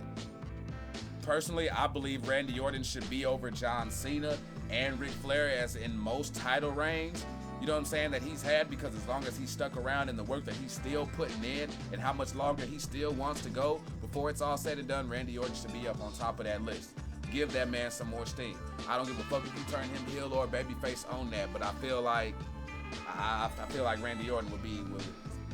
He says Sammy has elevated the most over gimmick in the company. That is true. That is true. Again, the only way I'm with Sammy taking a belt off of Roman is if that's what's leading to the breakup. I mean, hell, if Sammy wins the Royal Rumble, that's gonna lead to the break. That's gonna set it up right there. If Sammy wins the Royal Rumble, that's gonna be your setup right there. Straight up, because they're gonna have to fight. They're gonna have to. Holly Quinn says Big E would be the biggest pop, I think. That would be fire, but yeah, he not coming back though. That's just too soon. As much as I want that, maybe next year, but this year, as much as I want that, bro. But yeah, no, that's what I have on that. Let's see if we can get this last call in before we get up out of here. Y'all stay sipping, and also do not forget, y'all stay sipping to rock with us as we play the Jay Briscoe tribute video on our way out. And if you want to watch it on your own time, anytime, then slide on over there to youtube.com/EdDrinkTheKool-Aid and keep our numbers running up over there with that and sip with us. But right now, Muhammad is live on Speaking of DTKA Promotions with Archie Red, the Kool-Aid man. What flavor you sipping? Right now, I would tell you that I am from the motherland, and you know it's the motherland red. Okay, hold up. But before I do that, Archie, I don't want to even speak into all of DTKA bows down to the king. Oh shit, he wants y'all to bow down first before he say something now. I'm just kidding, Archie. I know they've all bowed down. Shit, okay, he got me. Well played. Good shit. No, Archie, I know they have already bowed down to the king, because that's what they do. In respect and honor of the best in the biz, the bringer of pain, your DTKA king of the Indies champion, Muhammad, is here in the building. Archie. Yes, sir. Because I know you already know where I'm about to go, but I'm gonna go ahead and let you have the flow because you called in, brother. I know that everyone is running in their mind and trying to figure out, Muhammad, why? Why, Muhammad? I know there's a lot of whys for me, but it's why, Muhammad? Why did you attack JB, Muhammad? Even Jaffa has been blowing up my phone. Muhammad, why? Why? Why did you do that to the nation and Big Brother? I know others are running around talking about, Muhammad, why? Why are you so great? Muhammad has answers. And we will let some be known today and others will be known very soon. Okay. So I will start with JB. Why would I attack JB out of everyone? Why? Well, as we all have been seeing, Mr. Black himself has been making a name by going in and claiming what he wants and taking it by the reins. That is true. So what did I see? This man is staying in my division. Soon and very soon, he would put his eyes where? On me. So before he did that, you were asking for people to step up and do their damn thing, calling out Rude Boy and everybody. So you all right? So before that, I said, me being the king of the Indies, I will make claim and make the things be known and take the fight to the man. That's what I did, Archie. True that. I did it on my terms, not JB's. And if anyone doesn't like that, you don't have to. But you will bow, as JB will bow down to the king, the Indies champion. Hey man, I'm rocking with it. I actually love this rivalry now. I think it's gonna be pretty dang fire. I think it's one that the people didn't know that they wanted. It's what we've been missing. And hey, I'm looking forward to it. All right, hey, real quick, Sipper, are we gonna be at Raw on May 1st? So I don't know. We will try to go to Raw, but I will tell you, right now, I'm going to break kayfabe real quick. This will be one of the few times that this happens. So as I come in, Archie, as you know, I'm always at an event. I don't know about Raw yet. I'm trying to see on that, but I will be at Royal Rumble, and DTKA will actually be in the building. I will be representing DTKA this Saturday at Royal Rumble. Pull up, man. Hey, you already, hey, man, we gonna need pics and videos for sure. Always, I got you, man. Always, bro. So, hey, I'm happy for you, fam. I know. So you taking the trip down to San Antonio?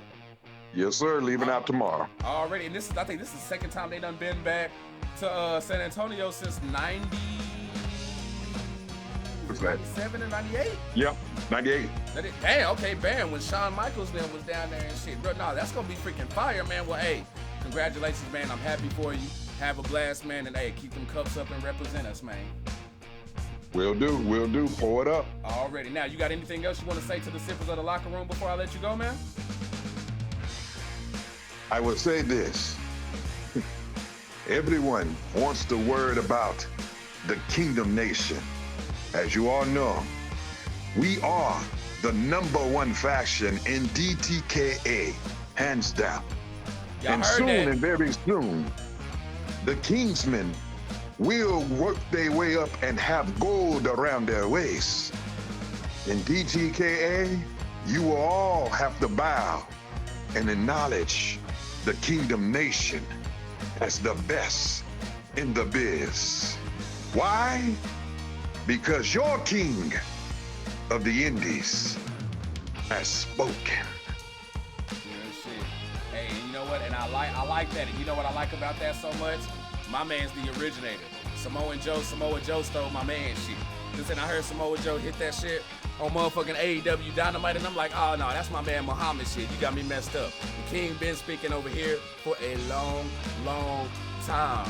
I love that shit right there, y'all. So hey, thank y'all so much for a banger of a fucking show. We did pretty damn good too. I feel like as far as running through everything. Hella excited. Make sure y'all come rock with us. Remember, there won't be a show this Sunday, but the following Sunday we will have one. We also got the ladies' night pay-per-view coming up. You know what I'm saying? So we got a lot of big things in the works. If y'all are going and watching anything on YouTube, don't watch a damn thing on YouTube without hitting that thumb up button. Hit that thumb up and like our shit, please. Even the DTKA videos that we upload over there. You know what I'm saying? Swing through, hit that like, drop a comment. You know what I'm saying? Even if I don't give a fuck if you were there live when it happened. You know what I'm saying? Pull them shits up. Rock with us, support us. You know what I'm saying? Let's fuck that algorithm up. You know what I'm saying? Let's pull up in this thing, y'all. So, hey. Keith said, yeah, Grady, you was late, bro. You might have to go back and rewatch the show, fam. But, y'all, we're gonna go ahead and end this thing right here with a tribute, you know what I'm saying, with a tribute video to Jay Briscoe. If y'all want to go watch it, slide on over there to the YouTube. But, hey, thank y'all so much for pouring up with us. Kool-Aid so good, even a diabetic could drink it. And if your ass ain't sipping, you're tripping. Y'all be easy.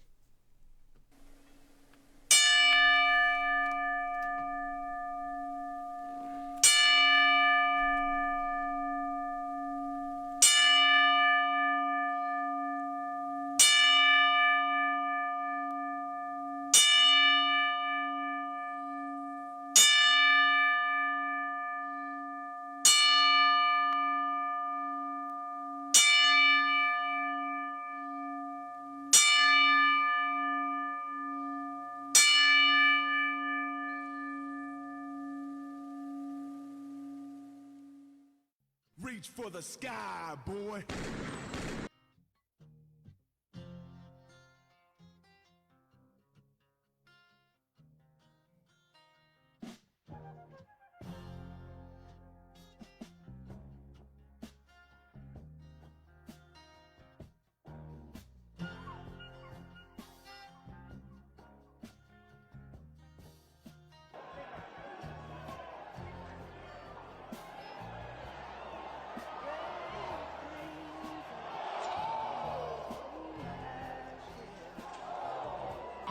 There we go.